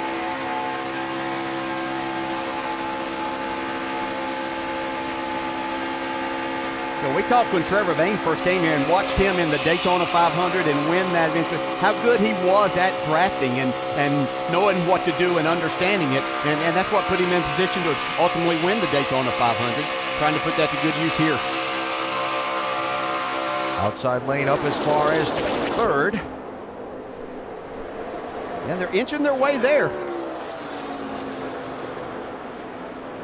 It'd just be a matter of somebody, it would benefit someone on that inside to jump over there, get on the quarter panel of that 6 car for just a minute to get him separated from the 22, and they would lose a lot of momentum.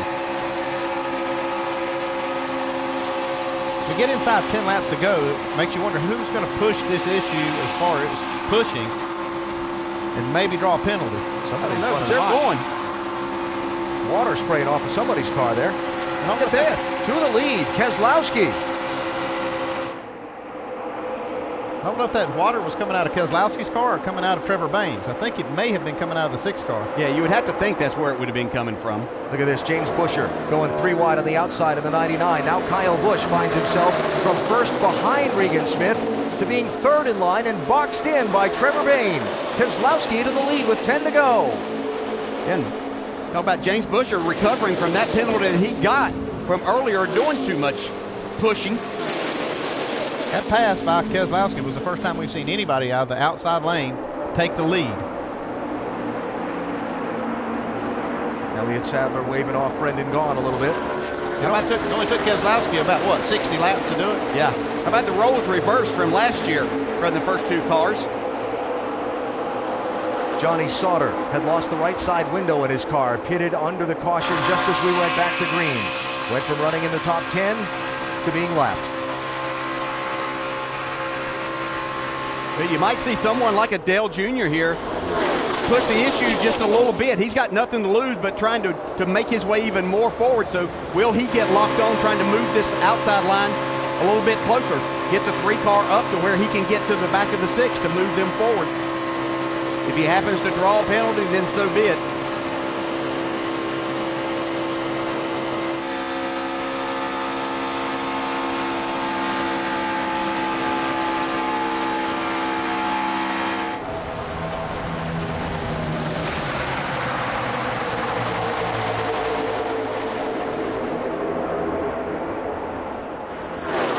Remember a year ago, it was Regan Smith and Brad Keselowski racing for the win off the final corner to the checkered flag.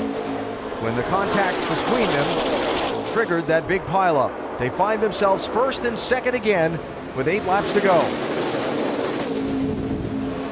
Roles reversed this time, Keselowski leading and Smith in second.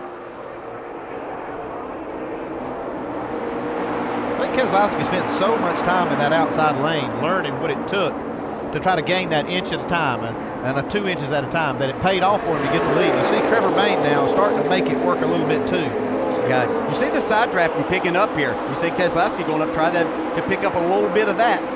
Actually, to probably slow their momentum a little bit and also help keep him out front. What Keselowski has to be careful of is not to open up the bottom for Regan Smith. Exactly. He could find everything that he'd worked for, but you can see what he did. He halted that momentum just a little bit.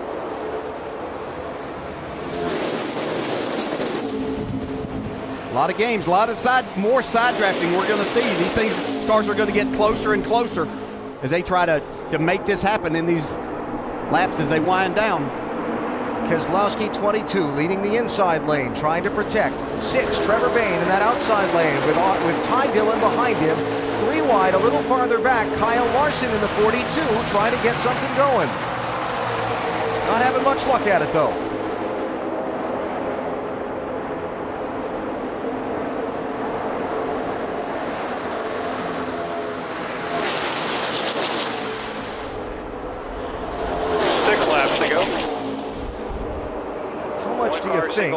too wide behind. Kyle Busch would like to get Trevor Bayne behind him a little bit and maybe try and jump out in front of that lane to try something. He's third. Does he have a shot from third? Yeah, he does. But you're right. He's going to have to clear that. And but the thing is, he's going to have enough room for his teammate Elliott Sadler to come with him. He can't jump out there and do it himself. Dale Earnhardt Jr. moving up in the outside lane, running 7th. I think if we see Kyle Busch try to make that move without using his teammate Elliott Sadler, then he's probably going to wait until we see coming to get the white flag or something, if he can get himself in front of the 6 to get enough time to make all of that work.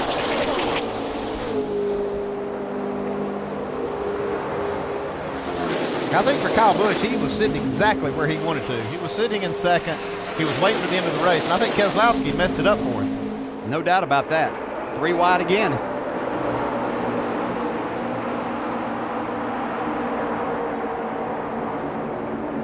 Wasn't long ago we saw Ryan Sieg there spinning down through the grass in the front. Look at the outside going. Trouble behind the pack. Spinner in turn 3. Chad Boat in the 84 car. Caution is out as they come to 4 laps to go. 14. Shouldn't have too much damage.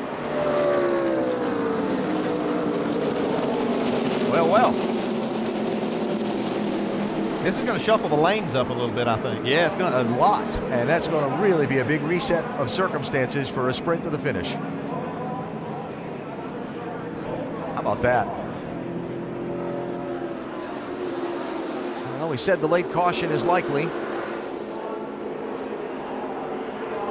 We've got the late caution inside the final 7 laps, as has been history here. Don't forget, a lot of people are close on fuel. And Eric McClure obviously involved with Chad Boat in that incident that put us under yellow. You can see the 84 car right here. Chad Boat gets in the back of the 14 of Eric McClure and just turns him around. Both of them actually get turned around. Yeah, it looked like that the 84 guy had a run there to the inside, and maybe Eric McClure didn't realize that he was coming. Dakota Armstrong's view of it. See, he pulls down there. He's got this run. There's not really enough space to be getting in there.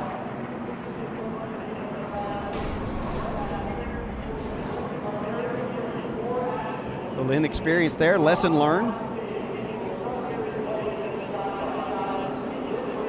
Chad Boat, one of the many young drivers in this NASCAR Nationwide Series this year. The Arizona native, son of the former Indianapolis 500 pole winner, Billy Boat. Yeah, it's nice when you can learn a lesson that didn't hurt. You know? Yeah, we're looking at this now, how they're going to score this when the caution came out. Trevor Bayne right now on the scoreboard showing 3rd, which would put him on the inside lane on the restart. Not the way they're running on the track right now. He's running 4th. So fuel is close. Strategy. What are crew chiefs telling their drivers? What are crew chiefs telling us, Vince? With Jeremy Bullins, the crew chief for Brad Keselowski, you guys worked so hard on that outside line to get that top spot. Now, how do you hold them off on these final restart? Well, you know, it reminds me of an old cup race where you're just kind of camped out on the yellow line and hoping the outside line can't get enough momentum to get to you. So it's a lot different than what we've had with these nationwide cars, but our discount tire Mustang's been really good all day, and we managed to get it up there. Now we just got to keep it there. Thanks, Jeremy. Let's go to Jamie Little. Brian Pemberton calling the shots on the pit box for Regan Smith. Now Regan Smith sitting 2nd. How's the fuel situation right now? I mean, I think it's good to lap 200. It's really, depends on what, if there's green, white checkers. When he gets real low on fuel, that's when people have a hard time restarting, picking up, maybe picks up a little bit of air. I'm sure we're not the only one in exactly that situation, but that's something we need to be concerned with. Definitely a concern. Let's go to Dave. Denny Stockman talking to his young driver. Denny, what's your fuel situation, and how's his race after an earlier penalty, overcoming that? Fuel situation's a lot better than most here, so I feel like we're okay there. I'd be a vet man, but I don't think that's going to be the last caution. The spit road speeding penalty, it allowed us to have enough fuel right here, so it is what it is. These speedway races are just so much going on, man. We're just see if we can get to the end of this thing. He's holding on till the end. Dr. Punch? I heard Dale Jr. tell his crew chief to tell the guys in front of him, you got to push to pass. What's he got for these final few laps, Artie? I know, we just can't go anywhere. the lane stalled. That outside line was going, then it stalled out. So when the guy's leading, the guy behind the other guy's got to push down the straightaway, or you're not going to go anywhere. Dale Earnhardt Jr. was saying, guys, you got to push. He was trying to get the 3 car in front of him to get up there and push to get him going. That wasn't happening. Alan? Well, Doc, Daytona always known for fabulous finishes. This speed week has been no exception. We saw great ones on Thursday night in the Budweiser Duel races, and then last night in the NASCAR Camping World Truck Series race, Timothy Peters and Kyle Busch to the checkers. Yeah, I tell you what, this was textbook pass that Kyle Busch made right here. Timothy Peters done a great job to get himself there. Looked like he had a win, but Kyle Busch did everything you're supposed to do to get to the line first. Yeah, it looked like there's no way he had enough time to get to the line before Timothy Peters, but he did. So Kyle Busch winning last night, looking for the double here at Daytona today. He's led the most laps in this race, and of course the last lap pass in the Nationwide Series has been a pretty regular thing. Yeah, and something that's going to be different on this restart. In the past few that we've had, it was teammates letting each other down in line and things, so the outside lane was actually back about 4th or 5th in line. That's not going to happen here. Regan Smith's going to be on the throttle going hard from the very beginning, so can they stay up there with that? I can't see. Well, Kyle Busch is going to have to work with Brad Keselowski for a little bit to try to get them away to where he can make a move on the last lap. Keselowski's team is thinking this. Dude, this is a green white checkered, ain't it? Yeah. Brilliant work, man. Finish it off.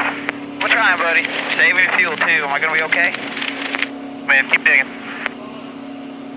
Okay, so it's a green-white checker at Daytona, a little overtime racing. NASCAR rules, if the race is under caution at its scheduled distance, they go extra distance, so we'll wave the green flag. If they make it back around to the white without a caution, they wave the white flag and the next flag ends the race, be it the yellow or the checkers. We have 28 cars on the lead lap. Jamie Dick got the free pass under this caution flag. You see everybody's close on fuel and trying to save all the gas they can. And Brad Keselowski in the 22 with Kyle Busch behind him.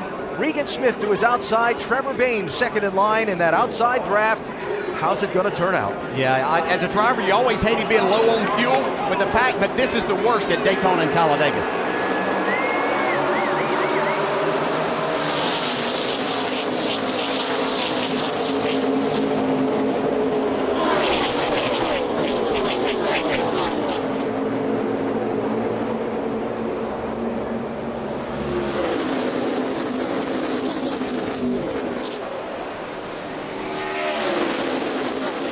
Smith down there side drafting right on the door of the 22.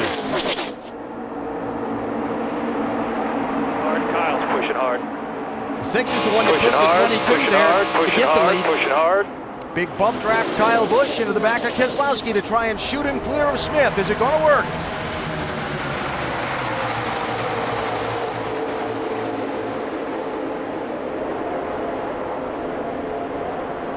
They're going to make it to the white flag, it looks like.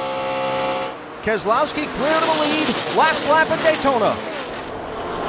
Can Smith rally back? Can Kyle Busch find a way clear on that inside line of the traffic? Or will the caution come out and end it early? That's what you have to do. You can't wait to make your move. You got to go.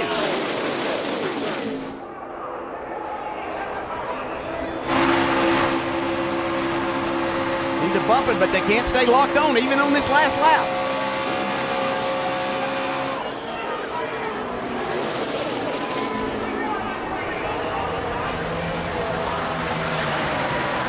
Hold your breath. Here they come to the checkered flag. Keselowski and Smith and the whole pack steaming to the finish line.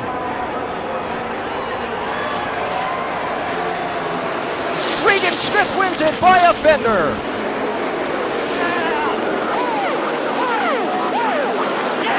Trouble after the checkered flag. They're crashing down in turn 1.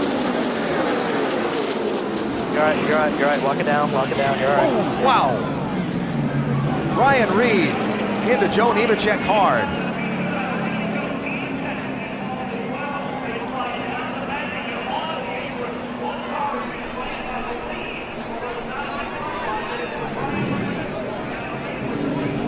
You see the cars involved. You see Reed climbing from his machine. How about that? First, they all made it back, and what a run to the finish. Yeah, I didn't think we could see the outside lane get the advantage coming to the checker flag. But they did. I tell you what, that was two drivers working together there. Elliott Sadler also third car in line at that made all of that happen from that outside. But Trevor Bain did a tremendous job with Regan Smith, and Regan doing everything he could to slow the momentum down of Brad Keselowski. Just tremendous job. What a win. Regan Smith from... How's that for some redemption for last year? Kind of led where I was going to say. From Cato, New York, leading within a few hundred yards of the checkered flag at Daytona a year ago, wound up finishing 14th after that vicious and violent crash. He and Brad Keselowski again racing to the checkers, and this time by that much. Wow. 0.013. That's closer than the truck race last night. Yeah. What a finish. Then, after they took the checkered flag, there were so many cars in a tight bunch. As people tried to slow down and sort it out down toward turn one, there was contact and contact and contact. This is after the checkers. That was Junior who hit Kyle Larson and set that off, it looks like.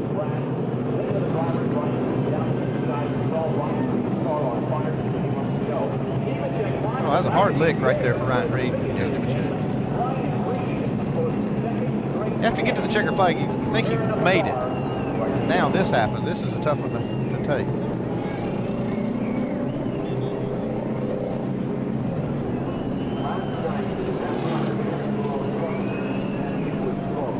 Joe just kind of minded his own business. Yeah. So was Ryan Reed. Tangled up in that. When he came from turn four toward the checkered, Junior pulled out 3 wide and made a 3 wide low move at the finish line. You see him here coming, well, that's after the checkers, but coming to the checkers, he made a 3 wide move low, which you're supposed to do, try and get everything you can at the checkers, but that just kind of bottled them up when they got past the checkers and everybody tried to get woed up.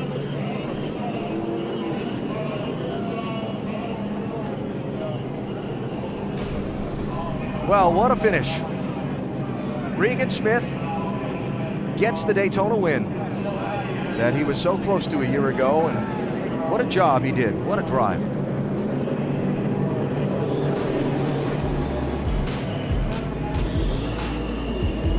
Junior checking on Joe Nemechek to make sure everybody's okay. Always a big celebration when you win at Daytona, that's for sure.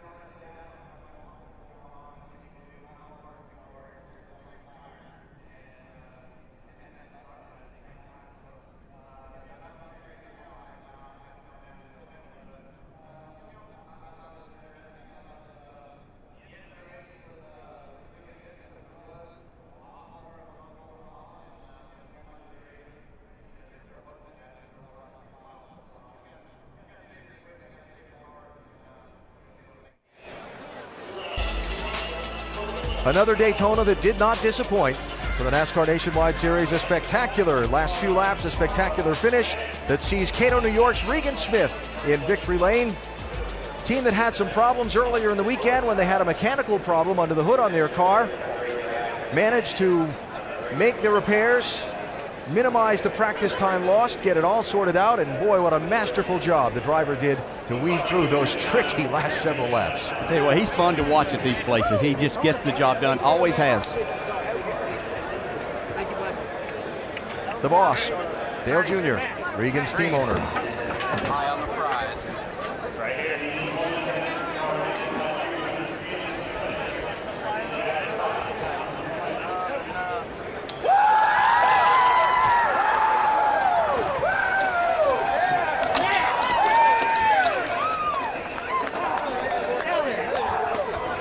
High fives all around from the entire team, pit crew. Regan, you told me before you got in the car, you guys have made some big changes to this team in the offseason, including your crew chief. What did it take to get you guys here refocused and back to victory lane?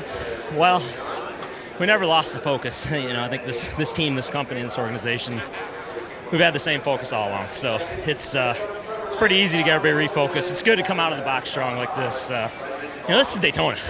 It's tough to win here, and I thought we had one last year, and didn't quite happen last year, but this thing was fast. Once I got out front, I was able to stay up there and take a push from guys, or you know, as they'd slam into or whatnot. Got to thank Ragu Sauces, Chevy, Fire Alarm Services, Hellman's, all the partners we have, Napa, a lot of partners at Junior Motorsports, TaxSlayer especially to be on the car a lot later on this year. I'm excited. I'm getting tongue-tied here. Regan, we heard on the radio, redemption. This is all about redemption. What does this mean for this team? We saw Dale Jr., the team owner, come up and be the first to congratulate you. Well, it means a lot. You know, like I said, this is Daytona. It's a good start to the year. There's still 32 more of these races left, but you know, after last year, what happened at the start-finish line, I felt terrible. And you know, it's a situation where you can't change it. You're just thankful everybody was able to come back from the injuries and stuff like that and be okay. But I wanted to see the checkered flag in a proper manner at Daytona and not causing a wreck there in the middle of a wreck. And it means a lot. You know, I'm proud of this company, the hard work. It's been 2 years of steadily working day in and day out, and it's going to be a good year. I can't forget to thank the 6 car, because without him back there committed to giving us a little bit of shove when we could get it, you know, it's tough. With the new rules, you're floating on such a fine line, and he did a really nice job. And I was able to side draft Brad at just the right time and stall him out, and drove to the wall and kept it up there. All right, Regan Smith in victory lane at Daytona for the first time.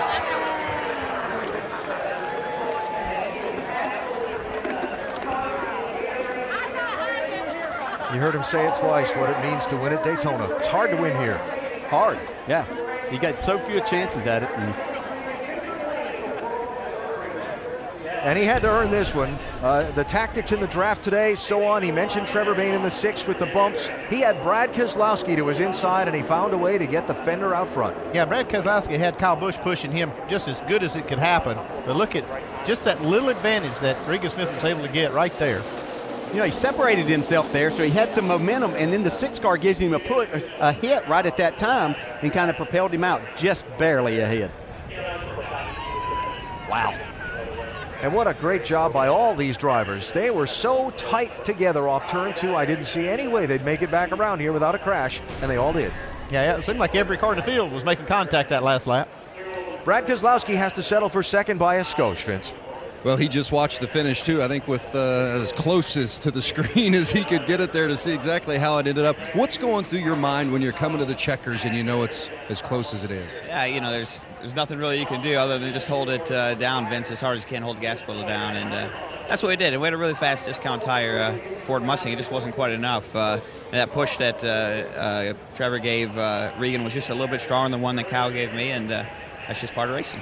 Got to ask you about the penalty that Buescher got for pushing you. What was your feel from inside the car? What was happening there? Well, I mean, there was definitely some contact, but it's hard to say. It's such a ball strike call. And I think that you could probably say that something like that happened somewhere else and didn't get called in the race, but that's just part of it. It's unfortunate. It's tough. NASCAR's in a really tough box to try to police the tandem. But, you know, quite honestly, I think the racing today with the spoiler change that was made on the cars, we really didn't need a tandem rule because if you tried to tandem, you couldn't get too far away from the pack. So, it kind of is what it is, and just move on. Heck of a run today. Wish you the best tomorrow. Thanks, Vince. Let's go to Dave Burns. Vince, Kyle Busch was scored in 4th today. He could not push Brad Keselowski past Regan Smith. Why not? I think the 3 fell off my rear bumper, so the inside line just started to deteriorate a little bit there, and so we lost our closeness in order to bump. But I don't know. It was interesting race, certainly there the last 10 laps, and especially the last restart on. So good race for the Monster Energy Camry. These guys brought a good car to the racetrack. It was a fast race car. I thought we were pretty good leading the bottom there much of the day, and I think we led the most laps. But certainly be nice to end up in victory lane here, have a chance to go after a sweep for the weekend. But bigger fish to fry tomorrow, and we'll see how all that plays out. But can't say enough about everyone from Toyota, Monster Energy, and Nationwide Insurance, and the fans for sticking with us here today throughout the race. Kyle, was this style today, was it racy, or was it more of a mind game wanting not to get penalized for locking on? Well, you're playing with fire and nitrous oxide at the same time. Just trying to mix the two right and not make a big explosion where NASCAR penalizes you. So it was tough just to play that and to know how hard to play that and what to do. I thought the outside was really, really, really aggressive there at the end of the race, but that's not my call. But we had the 7 was so aggressive, just pinching 22 down, and that's what you got to do. And I was touching his door while touching the apron at the same time there. Just no room, nowhere to go, and just kind of stuck in a box. So I was just doing my part, trying to push as hard as I could or bump as hard as I could and get our lane moving to open up a spot for me to go, but never happened. Solid 4th place for Kyle today. Vince? And finishing 5th was Elliott Sadler, who was fast all weekend long, and I don't think was out of the top 5 all day today. But what more could you have done to gain the positions? Because it seemed like you were going to be in a box there. It is, and it's tough with the pushing. You can't really push the guy. You kind of got to hit him, get off of him, get off of him, so it's hard to gain that momentum. But you were right. My one main financial Toyota Camry was, holy cow, was fast all weekend long. We had a great car. We were in line with Kyle there for a long time, and somehow in that last restart, they made us restart 6th instead of 5th, and I still don't understand that. And that kind of split us up and put us in a position on the outside where you kind of boxed in. So kind of feel blessed to finish 5th after that. So just proud of my guys. Car's in one piece. Good start to the season. I mean, we wanted to win, but if you can't do that, you'll take a car in one piece and go to Talladega. Coming out of here with a top 5. Well done. Elliott Sadler, 5th place. Let's go to Dave. With Trevor Bay now, who was also assessing the day from a, should I push hard, should I stay, I don't want to get penalized. Give us your perspective. Well, most of the day we spent trying to get to the front after qualifying. Didn't go great, unfortunately, for Chris Buescher and Ryan Reed. Didn't go great for them either, but we got our Roush Fenway Mustang to the front when it mattered. We were wondering when the timing would be. It seemed like it was 2 lanes, and you couldn't really move much. And I saw the 99 get black flagged for pushing too long, so I knew that there was a limit. I just had to find it. And fortunately for us, with our Advocare Mustang, we just figured out how to time that push, and we were able to push the 22 to the front. I was hoping somebody could figure out how to push me like that, and we could get to the front, but it didn't happen. The 7 got up in front of us, and we pushed him to the lead and tried to go through the middle at the end to get a win for this deal. But at the end of the day, a 3rd place finish at Daytona is a really good day, especially when we're racing for a championship this season. We know that's got to be our mindset, week in and week out. Don't put ourselves in trouble and come home with strong finishes and still battle for wins, and I think we did all those things today. Accomplished many of their goals. Jamie? Dale Earnhardt Jr. in victory lane at Daytona as the team owner. What is it like for you, Junior, to stand here and watch your team celebrate? After they come so close last year, just real happy for Regan and Ragu and all our partners, Tax Slayer, everybody that's on board this year to come down to Daytona. It's a big racetrack and a big race, and I'm just happy for Regan, man. He was really, stressed out over last year and how close he came to winning this race, and it's a great boost for our company. We're heading in a good direction, and hopefully this is just the start of something more. Junior, what does it take in the off season for the team to build up and to come out as strong as you guys have? I know you made some changes with the crew chief as well. Yeah, every time you make changes like that, you get concerned, but we all felt like we were making good changes, and it was going to work out in favor for everybody, and we were thinking long term, and I'm glad that Regan's and Ryan are hitting it off well at the start. Regan was real worried at the beginning of the off season as to what changes we're gonna make and how that was going to affect him, because he was really enjoying his situation. But it's it's going to work out. I'm just happy we got this is the first time I've ever come down here where we got 3 cars rolling at the end of this thing, so we're real happy about that. Well, at the end there, Junior, you guys have the victory here, but the agony of defeat, there was the big crash you were involved with. Take us through what you saw. Yeah, well, just, it was after the finish line, and I ran in the back of the 42, and didn't think they were going to all slow down that fast, but just hate it for those guys out. They want a body. They can send their car over there. I'll put a new body on it. I'll get Joe to send his body over there. We'll put a body on it too, his car. But I hate that happened. Sorry about that. It was all my fault, and glad it wasn't any bigger than that. Congratulations. Go celebrate with the team. He has a job to do tomorrow, Nicole. Of course, the Daytona 500 coming up. Yeah, that's just a little bit of a big job. We say for this particular race that Daytona is not necessarily a good indicator of the rest of the season to come. However, it is a championship contender in Regan Smith, who is in victory lane. And when you look at what has happened between last year's race and this year's race, the same in some regards, but very different in others. Boy, what a difference it makes, at least in that longest yard, which we talked about earlier. Regan Smith, 1 season ago, had the lead coming out of 4, and then that vicious wreck. It was a big difference in my opinion. I mean, a huge wreck last year, like you said. Now, last year they could bump draft. They could beat on each other. This year they could not bump draft. They couldn't do it like last year. And because of that, I think that's the reason these guys did not wreck getting to the line. It was a great last lap. It really looked good. Obviously a lot better than last year. Yeah, and Regan should have won that race last year. He does win this race this year. It's a great omen for this 7 team and Regan Smith as far as the championship is concerned. He bounced right back. Russ, you just touched on it. The drivers talked about it, how they were in a bit of a box today. Passing was difficult. They couldn't bump draft. They couldn't lock on and push each other. Do you think them being in that box saved a bunch of cars today? Oh, without question. If they had been able to push and beat and bang a little bit more and lock up with each other, we've seen what happens when it comes down to that last lap. There's always something catastrophic. So not being able to hook up in a big freight train, nose to tail, and push and someone get askew, it saved a lot of cars today. I really do believe that. The last 2 Nationwide Series champions are now racing in Cup. We started this day talking about Regan Smith and his desire to get back to the Cup Series in a quality ride. You said that this is a make or break year. Fine, this race is not a good indicator of what to come. However, how important is momentum for that team? Yeah, it's everything, and I do think this is an indicator because what I saw last year with Regan Smith, he is tenacious. He's a hard-nosed driver. Here he is bouncing right back, getting the victory that he thought he should have had last year. And we saw the run he had the first part of the season last year. If he backs that up as well, he could be on his way to the championship. I'm telling you what, you're at the world center of racing right now, Daytona. This is a track everybody wants to come to, and to win right here and have that momentum, Nicole, and carry that into Phoenix next weekend for this team, it is so big for him, the team, everybody back at that shop. Yes, I mean, what a win heard around the country for this team. A very solid performance for a veteran driver, but the rookies in this class, they didn't do too bad either today, Vince. 7th place for Ty Dillon today, and I know you had your hands full a couple of times. Assess how this one went for you this afternoon. It went really well. I think we accomplished our goals, make it through Daytona unscathed and get a good finish out of it. Our Bass Pro Shop Chevy was really fast all day. We came from 23rd up to 2nd, and I kind of made a mistake myself getting a speeding penalty on pit road, but we were able to rally, get back through the field without getting in any trouble or anything. And it's just it's pretty cool racing, without the tandem. I think everybody can move around a little bit more and be aggressive, but you're also a little bit more in control of your car coming to the finish. So I hope it's an exciting race. I love this NASCAR Nationwide Insurance Series. I got to thank Bass Pro Shops, Westco, Yuengling Light Lager. We're going to have a great year this year, and we're going to battle for a championship as a rookie. I have an awesome team behind me, and I got to thank Police Iowa, and just having a great year, and happy to get a good finish here in Daytona and battle on for the rest of the year. Watching it on television, it seemed like chaos out on the racetrack. How's it feel from the seat?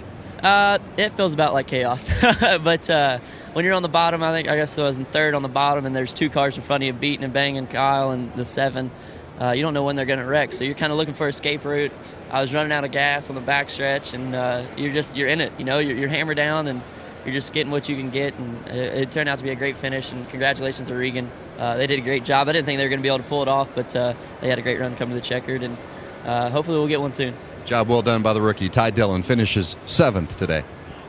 Speaking of rookies, Vince, Dylan Kwasniewski learned early, and I think he knew what happens to rookies at Daytona. Don't get a lot of help early on. How did you get back to 8th by the end of the day? Just you kept plugging away. I mean, obviously we had a good car. We're actually Rockstar Energy Drink Chevrolet was great. Team did a good job. I screwed up on a lot of pit stops, and I'm sorry about that, but I'll learn from it.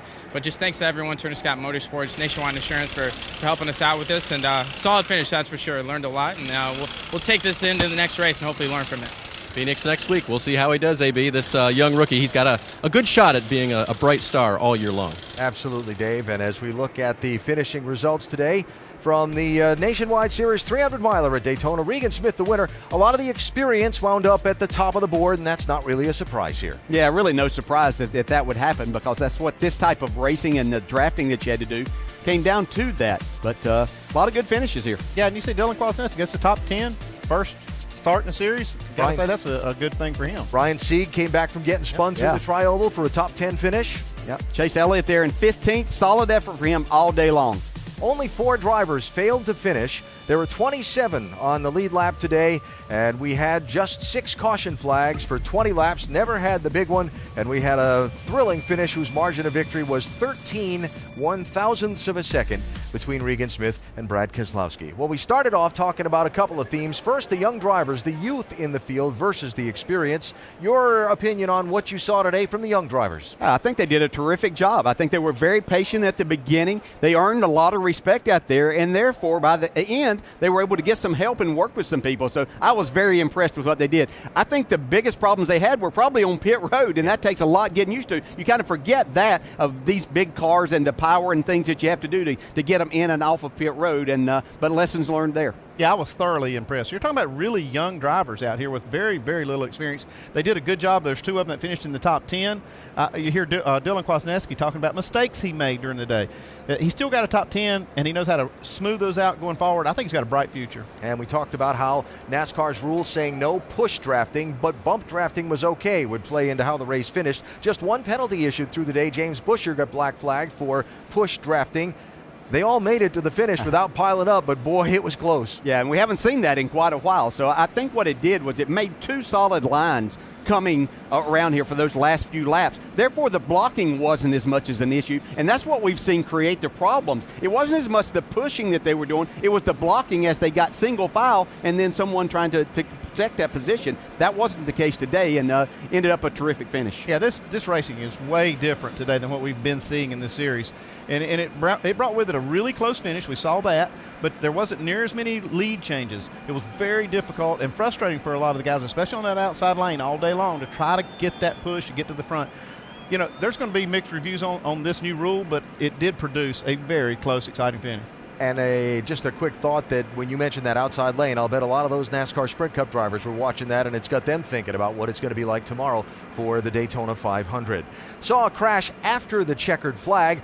We talked to Dale Earnhardt Jr. a minute ago about it. He tagging Kyle Larson, who got Joe Nemechek, who got Ryan Sieg, and the biggest hit when Nemechek's car came back up across the racetrack and was hit by the still very fast-moving car of Ryan Reed right here. We saw Reed climb from his car down on the infield, and Dr. Jerry Punch has an update for us.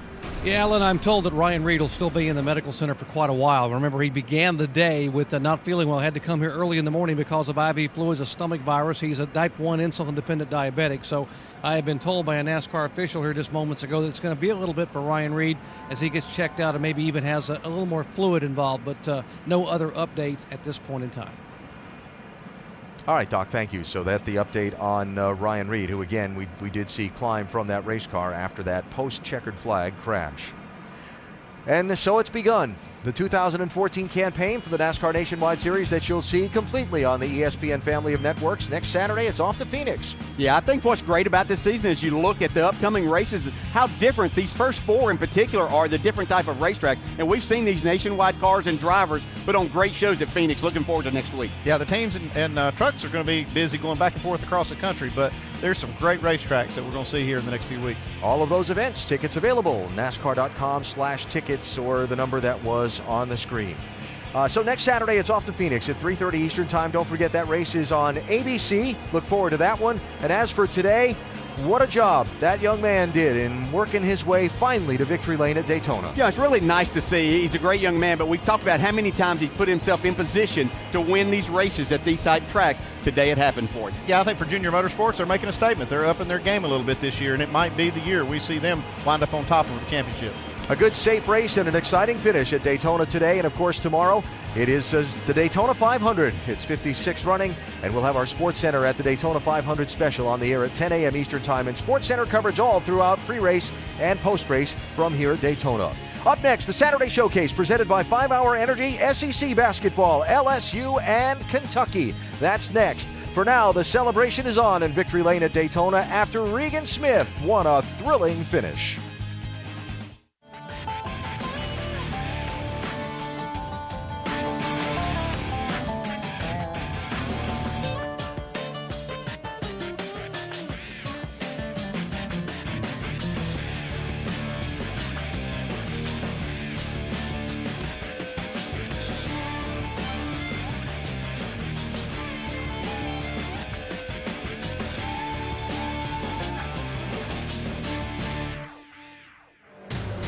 This copyrighted telecast may not be reproduced, retransmitted, or used in any form without the authorized written consent of NASCAR Broadcasting. NASCAR would like to thank all of our loyal fans for your continued support, and we hope you enjoyed today's broadcast.